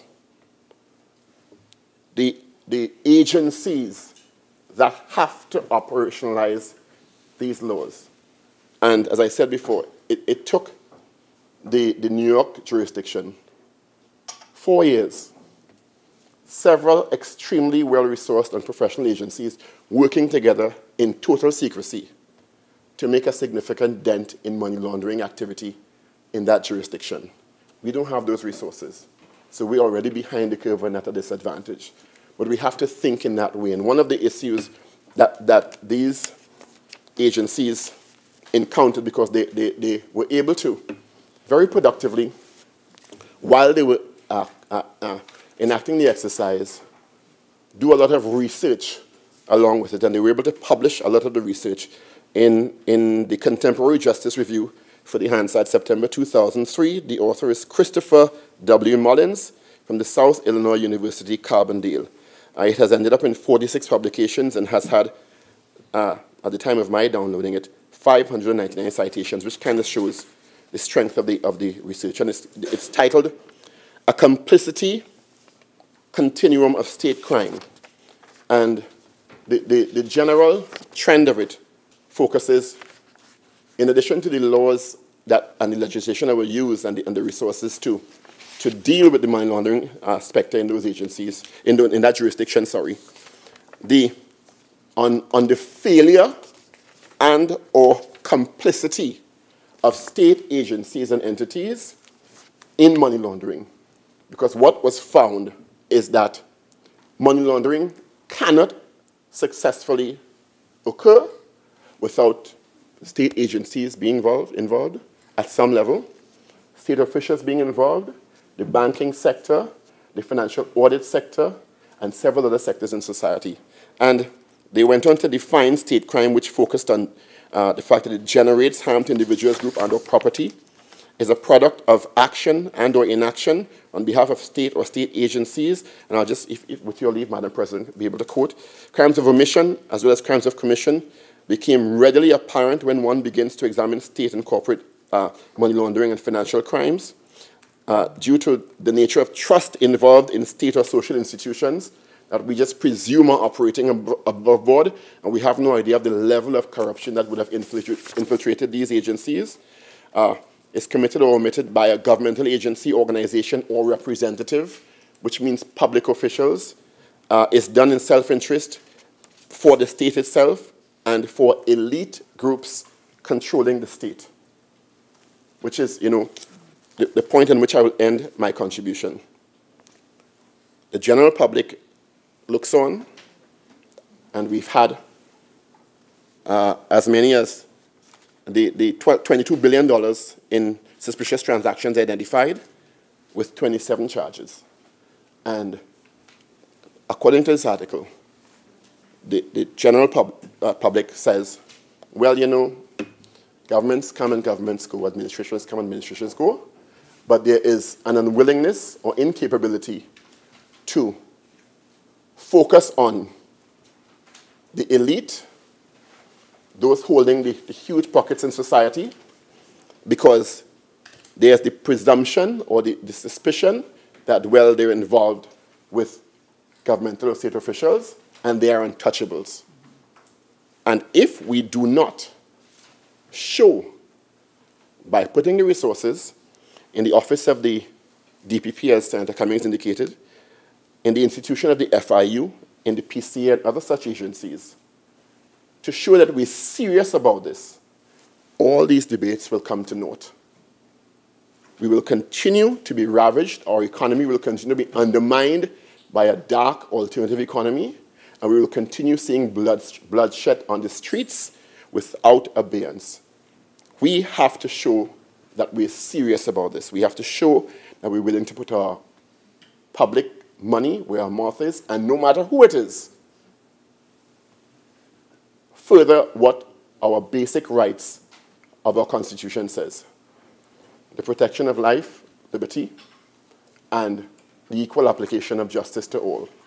And as we speak now, as I speak now, I don't think the public gets the impression, based on the track record, that justice and the resources are being applied to all demographics in society as we speak. So with that, I think these amendments are in the direction of strengthening the legislative backbone needed, but I do also think it will come to naught, again, if we do not put the resources into the institutions and stop paying lip service and catch up in terms of really becoming decisive and serious about money laundering and showing the results. And with those few words, Madam President, I thank you. Senator Haynes.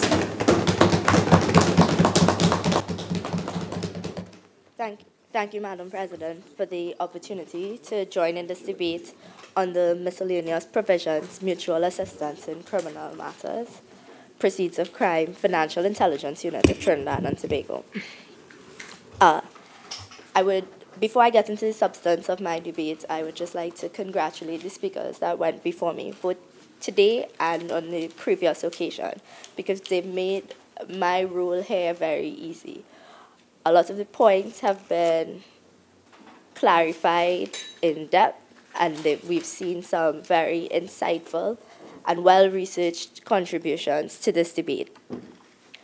When Senator Mark opened the debate, he articulated the opposition's stance in this matter.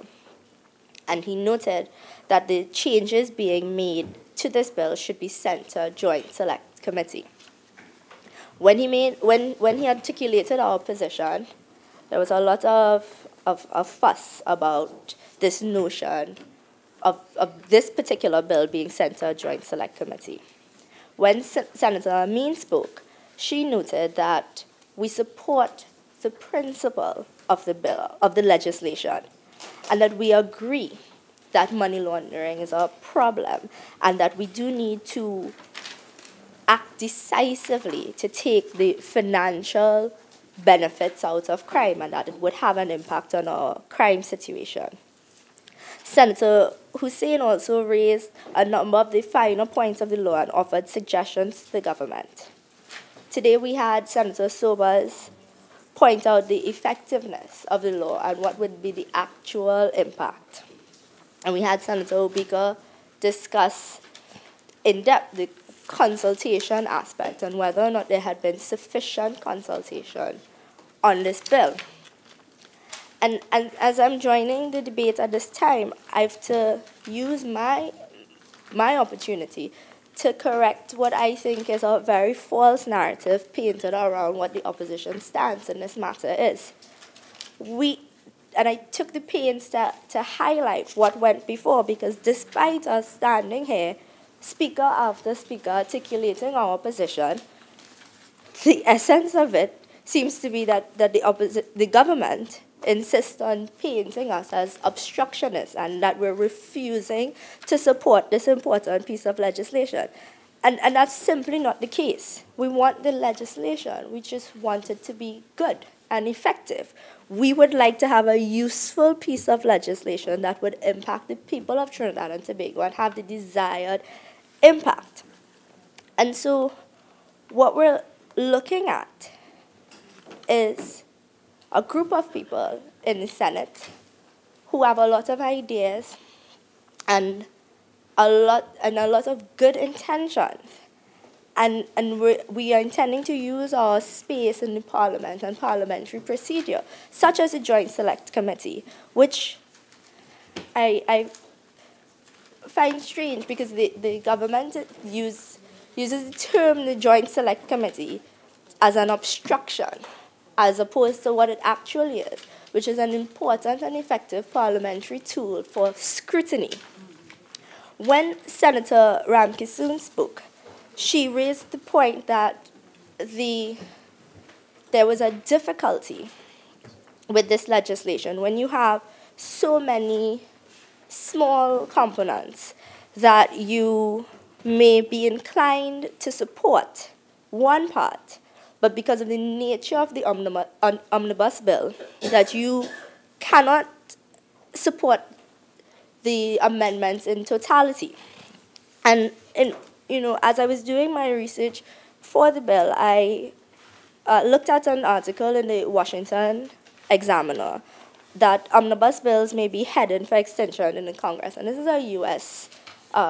Article, but the point remains the same, that omnibus bills, by their nature, allows for, and this is a direct quote here, gimmicks and trickery to evade scrutiny and public vetting.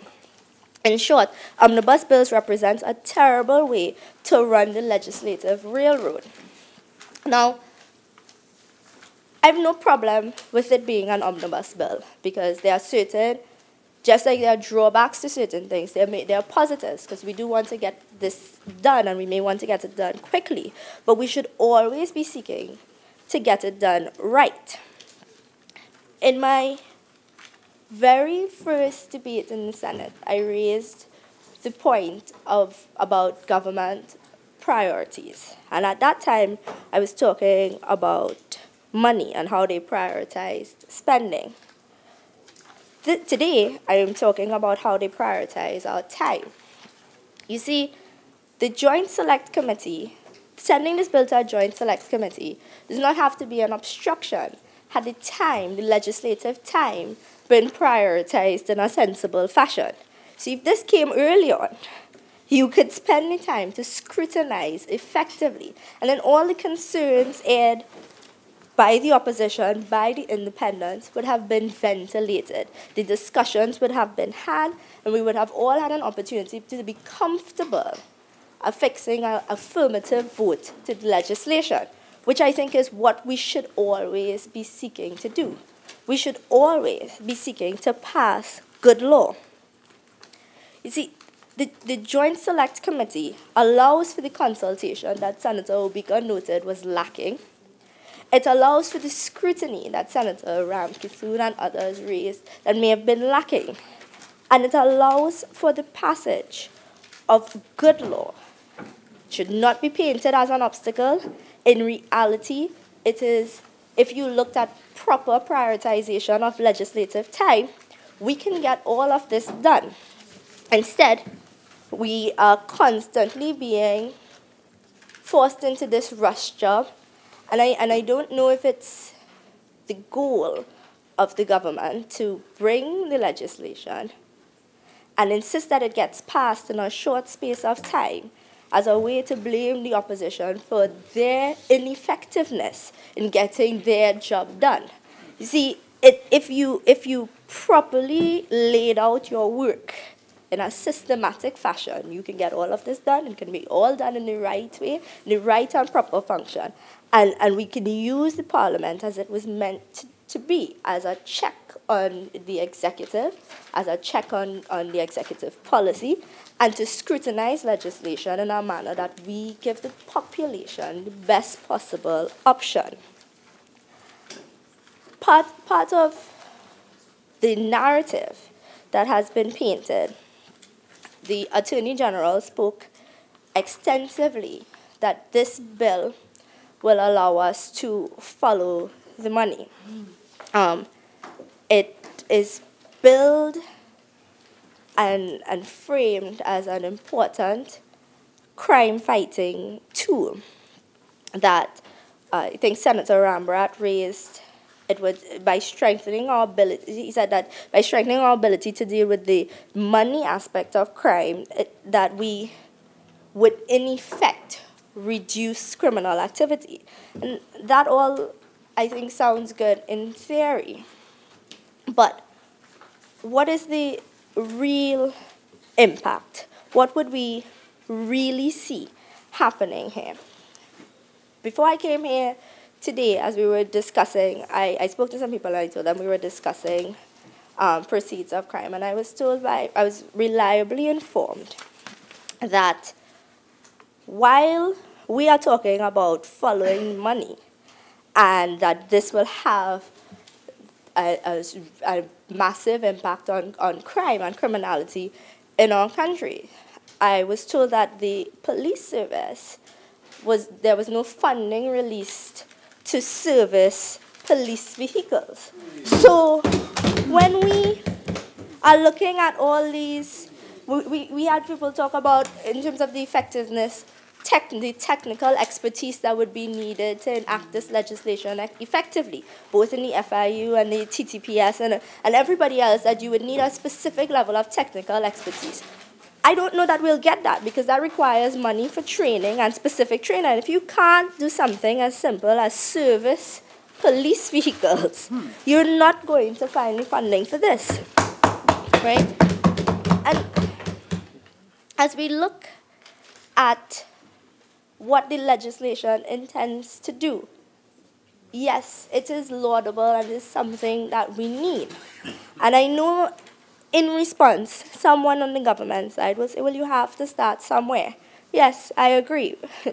Typically, you start at the beginning so that you know you have this, this is the problem. Money laundering is a problem. But you know what is a bigger problem? Our low detection rates. So when you look at what they're proposing in Clause 3 of the bill, right, with that amendment, that you are increasing the fines. My assumption is that you're doing this as a deterrent. So the amendment sees, so you're now liable on a summary conviction with a fine of 25 million or 15 years and 15 years in prison, or 50 million and imprisonment of 30 years. Before this amendment is passed, it's that you're liable on conviction and indictment with the fine of 25 million and imprisonment for 15 years. But everyone who's spoken before me have acknowledged the magnitude of the problem. Right? We've heard the statistic that, 27 convictions in 7 years? 27 charges in 7 years, and no convictions, and how many billions of dollars is passing through. So before this amendment is passed, there's already this $25 million deterrent, which is ineffective. So you increase the money, pretending that the deterrent will now be effective without having and equipped any of the agencies meant to deal with these types of crime with any kind of specialist training, any kind of tools that will allow them to enact this legislation effectively. So my question is, are we, as a parliament, engaging in a process today that will improve the lives of the citizens of Trinidad and Tobago? Or are we simply participating in allowing the government to check a box so that they've created this narrative that the biggest scourge facing our country is all this money that is being passed through the system, and then once they pass this piece of legislation and whichever other pieces of legislation, our ills will be cured. And I don't agree with that, and I think that they're looking for an achievement. They're searching. It's been 2.5 years, and anytime anybody gets up to report on an achievement, you hear memorandum of understanding, which is not an achievement. You hear a piece of legislation with no details on how it has impacted the population. You never hear what was done to improve the lives of citizens. You just hear about pieces of paper left, right, and center, and that is what this will do. And so I would like respectfully to suggest that as we think about how we use parliamentary time and the types of legislation that we bring, that you don't think so much about political expedience and what would allow you to talk about corruption and follow the money and who you're coming for and who you're looking for, but what will impact the lives of average Joe and Jane on the street. People in this country, we have been on several walkabouts in various areas, various communities. Almost everybody on our bench here has been on a walkabout recently. And the thing that people tell us the most is that they do not feel safe, that they can't go out at night and feel safe. As a matter of fact, when we were leaving to engage with communities, my parents also had a concern about where are they walking, going. And these things need to be dealt with in an expedient and efficient manner. And I don't think this is the way that you would do it. When you look at clause 3 of the bill, for the amendments, and you look at this idea that increasing the fines, and a lot of persons before me spoke about how onerous the increases would be. I mean, if you don't feel like the system is capable of catching you, I don't think that this would do anything, because you don't feel, because I don't know that people feel like we're getting any criminals. You feel like you can commit crime and there's no redress for the average citizen. So I can't remember the last time you've heard of any Mr. Big. I don't think you've ever heard of any Mr. Big being arrested and charged. Oh, well, you know, we still are waiting. We still are waiting the outcome, right, of the following. We still are waiting the outcome of that particular bit of following the money. I don't know how quickly, you know, how much teeth that would get. It's in the pipeline. Careful, you had to come over here just now. Sorry. Yeah. Senators, please, let us listen to Senator Haynes.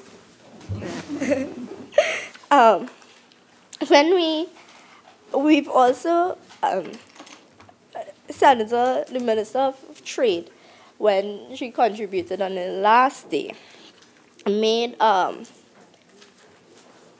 good bit of her contribution was focused on the reputation of Trinidad and Tobago internationally, and that this legislation would help with the reputation of Trinidad and Tobago internationally.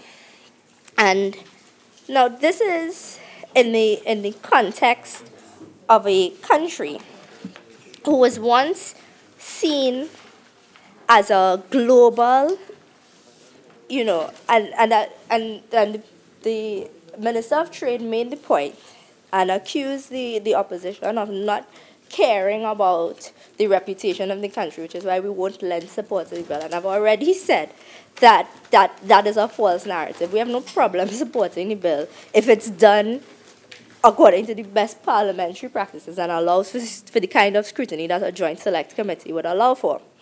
But this is in the context of, recently the Secretary of State Rex Tillerson visited Jamaica, Mexico, Argentina, Peru, Colombia, and there was this discussion about the energy powerhouse of CARICOM, and he billed Jamaica as being the energy powerhouse. And so you can't on one hand talk about the things that you're doing and about the reputation of the country when this government is facilitating our international reputation being dragged through the mud. From energy to national security, we really don't have a good image. And the attempts to put that Senator Haynes, I've been listening very carefully to your contribution, and you've spent a good bit of it talking about the need for the bill to go before a joint select committee and what you see as the merits of that position. But now I would ask you to focus a little more on the bill itself. You've given a context, but I need you now to be a little more focused on what is before the chamber. Okay? Thank you. Well, I also wanted to address some things that were put before the Senate in terms of the reputation of the country and what this bill will do. I think the essence is, when we look at it in totality, would we get the desired effect? And so when you look at the amendment, and I want to just again focus on the amendment to the Proceeds of Crime Act, because I think that in and of itself shows that we're doing things, we're pursuing activities without thinking of the real impact on the day-to-day lives of citizens, so that you are doing things like creating a deterrent without treating with getting to the point of making it effective. Yeah. Senator Haynes, I think you've made that point, yeah, and you've really made it. And I would ask you to make some other points. Okay?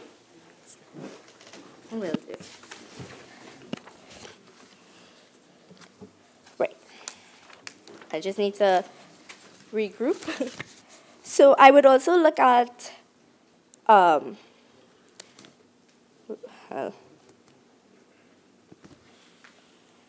1 second.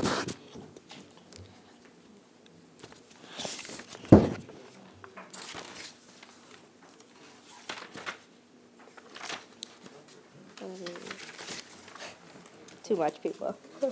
Here.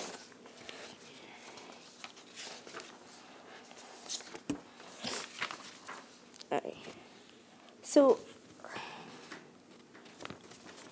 just lost my position here. Right. I also want I wanted to focus on this idea of being proactive with legislation. So we had, and I think Senator Shriki soon spoke about it, the blacklisting by the European Union in December, and the Organization for Economic Cooperation and Development and its report, and putting Trinidad and Tobago as non-compliant, which facilitated the blacklisting. And we have all, and this goes back into my earlier point on prioritization. Last year, the early part of last year, while we were going through the FATCA debate, and as we were all talking about international cooperation, we heard a lot about sovereignty and that international money crimes hold no borders. We will be faced within the coming months with having to pass a number of pieces of legislation that would avoid us being put on the global forum blacklist. And we have not seen the legislation needed to prevent that being brought before the House. And so my question is, why?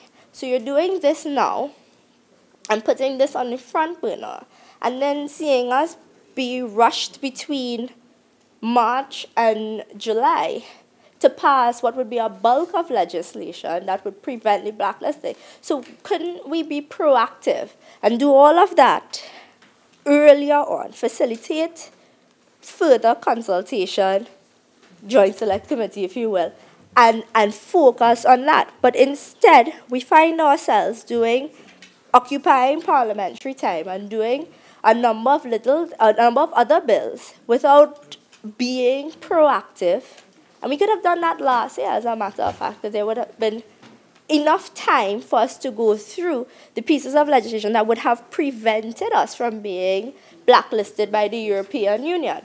And again, that comes down to government priorities and doing things for political expedience as opposed to doing it in the best interest of the population of Trinidad and Tobago. Because they're going to come here very soon with pieces of legislation and tell us, you have to do this now, you have to pass it now, but the sky is falling.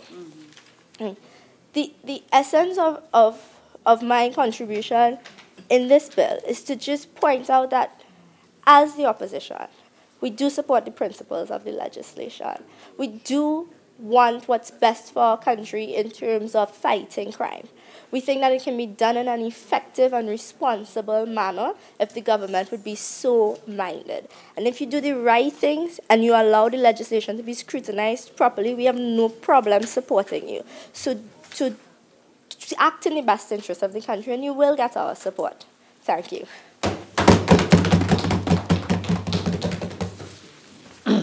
Madam President, I beg to move that the Senate do now adjourn to Tuesday, 6th of March 2018 at 1:30 p.m. We will revert to private members' day, and we will be, based on the opposition's request, we will be doing private members' motion number 1. That's the motion on the autonomy of the Parliament. Honourable Senators, before I put the question on the adjournment, leave has been granted for a matter to be raised on the motion for the adjournment of the Senate. Senator Obika, you have 10 minutes.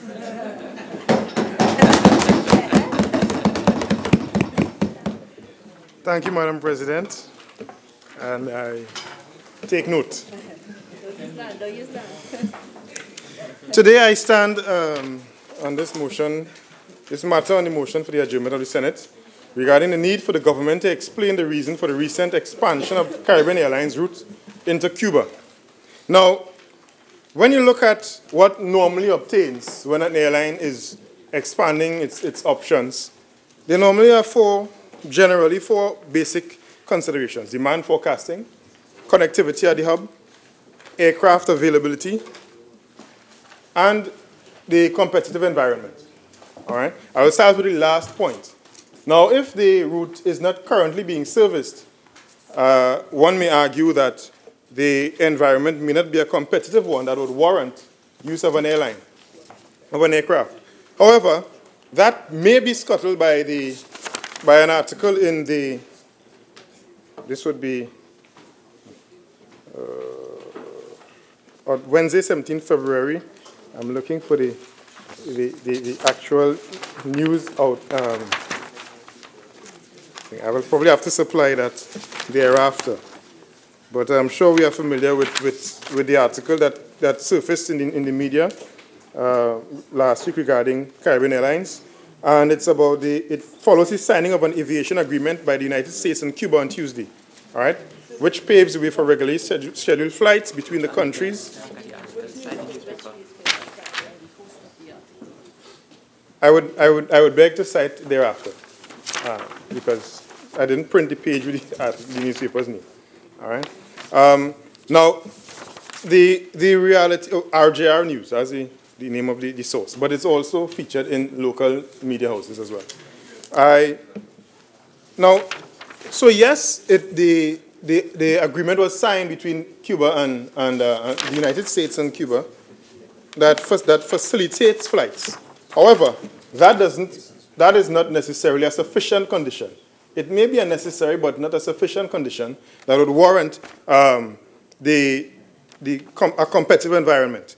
Aircraft availability, that is a question for Caribbean Airlines to answer. Connectivity at the hub. Caribbean Airlines, well, the government, through whichever spokesperson they choose, must explain what are the benefits at the hub and how does the environment at the hub facilitate going to Cuba. Vive la Revolution, people would say, or Vive Cuba, yes, it will help our tourism thrust, maybe it may help our transportation thrust. However, these things spoken in a vacuum without information really and truly does not help advance any position the government may have. Demand forecasting. As an economist, the need for forecasting is significant. There are many variables that act independently on the issue of an airline being successful on a particular route. What was the forecasting method used by the airline or by an independent body to facilitate the decision to go the Cuba route? Now, I look at the same article that I cited. It says that Dennis Lalo, the Jamaican representative on the board of Caribbean Airlines, is interested in adding Cuba to its list of destinations, and he said the Cuban connection was a big part of Air Jamaica's operation. We had a fairly large percentage of the traffic going into Cuba, and so we, as Caribbean Airlines, are seriously contemplating going back. However, we bought Air Jamaica, and that position was something that may have been done more out of regional sovereignty concerns as opposed to business practice necessarily, and probably protecting the Caribbean market space. But it may not necessarily have been because we really believed in the decision-making of the executive at Air Jamaica. Therefore, given that it's internal, and it's also internal and part of an organization that we would have taken over, I think it would be very irresponsible if that is the only source for the government's decision to go to Cuba. I understand that the routes are being sold at half price, so it can be price competitive with going to New York at just over 3,000 TT per round trip. Therefore, it begs the question, when the full fares is laid, would the route even be a consideration for the traveling public that they would have enticed with the initial offer? Or is it that we are planning to run the Cuba route under, what do you call it, under, at a net loss position, all right? Now, I understand all the significance. May I ask how much more time I have, Madam President? 6. Thank you. Good. Now, I understand the importance of Cuba in our trade facilitation and our trade expansion drive, having worked in a prior incarnation at the Ministry of Trade and Industry myself. However, and I also understand the importance of Cuba because of our trade specialization with CARICOM. That was my thesis at the undergrad. But still, it still begs the question. On a broad scale, yes, but on a narrow, specific scale of a particular route to Cuba, maybe or maybe not.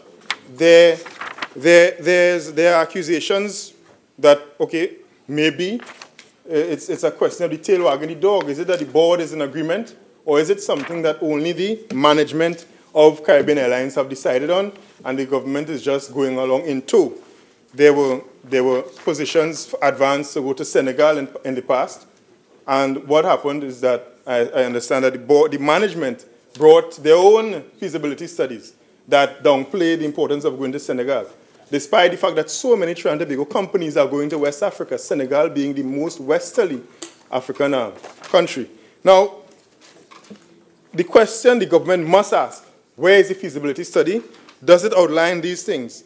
And I would like to posit that Caribbean Airlines, if they are looking to become more profitable, can seek to cut waste, if there exists any, and also look at benefiting from the existence of the University of Trinidad and Tobago by virtue of adding a maintenance repair organization aspect to the operations.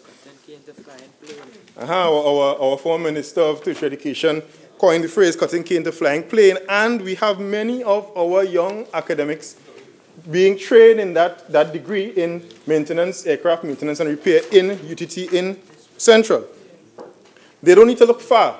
Qantas has a hangar project at LAX where basically it looks at utilizing the same issue of return overnight, return over day, aircraft maintenance terminology basically, which means having an effective aircraft repair and maintenance facility, which can bring significant revenue, much like the dry docking facility in our maritime sector. So, Madam President, all I'm saying is we have opportunities that Caribbean Airlines can benefit from, and we want to make sure that going to Cuba is actually something that was done based on sound, independent advice from experts in the industry of aviation, and that they have exhausted all possible options that exist, for example, a maintenance and repair organization.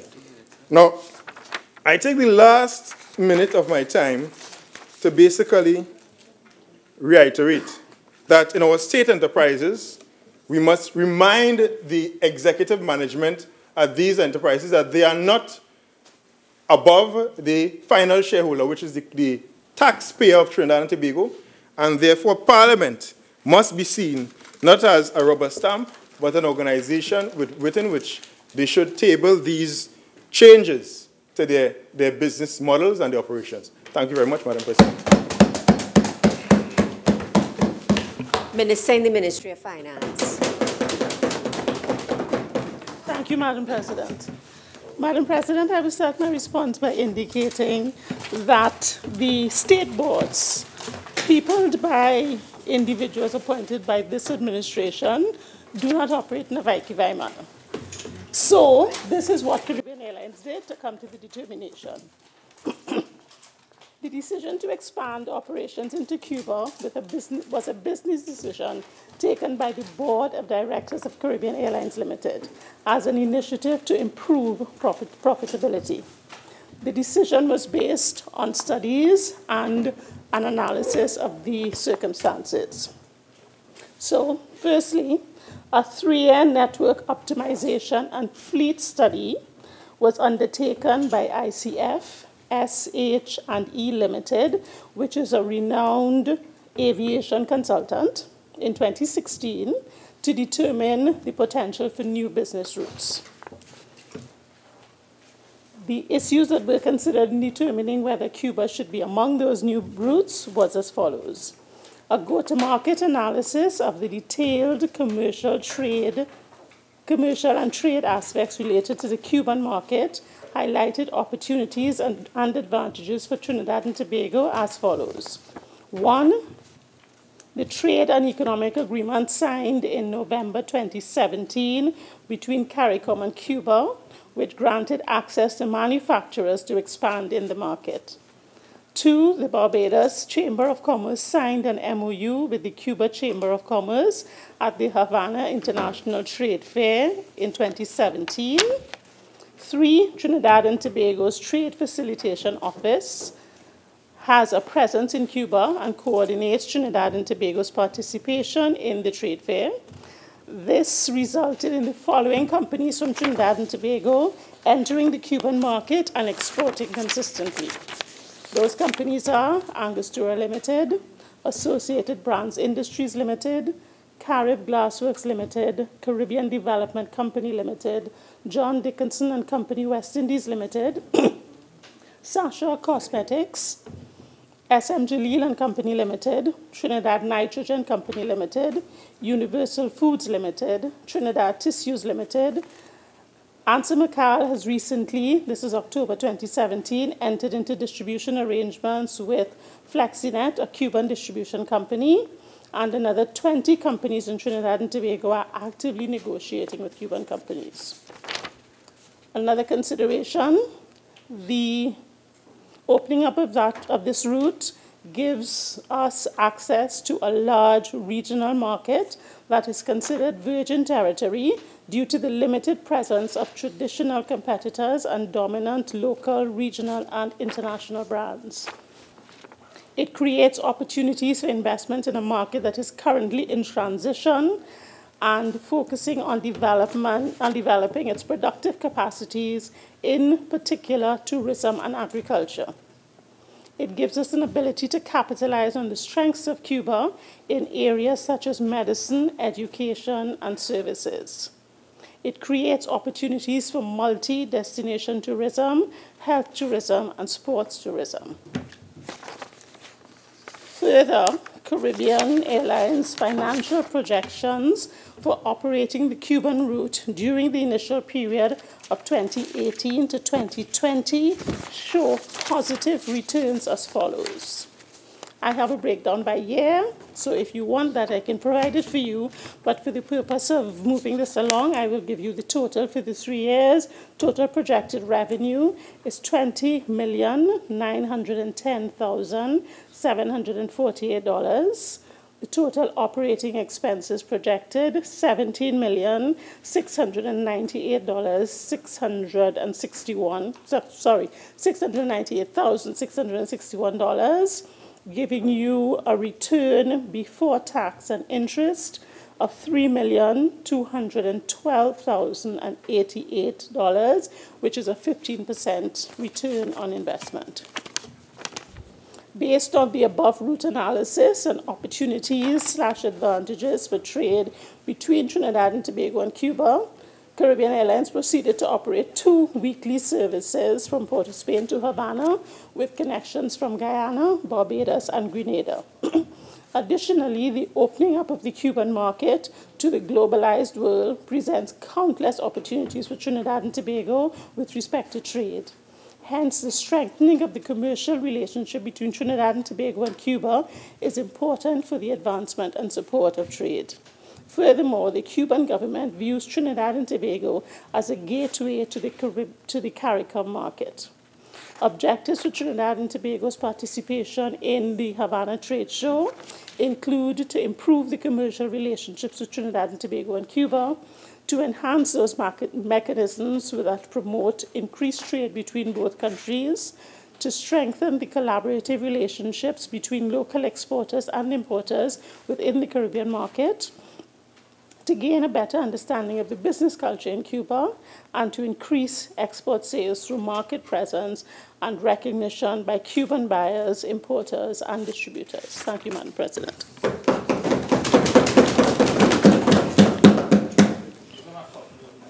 Honourable Senators, the question is that this Senate do now adjourn to Tuesday.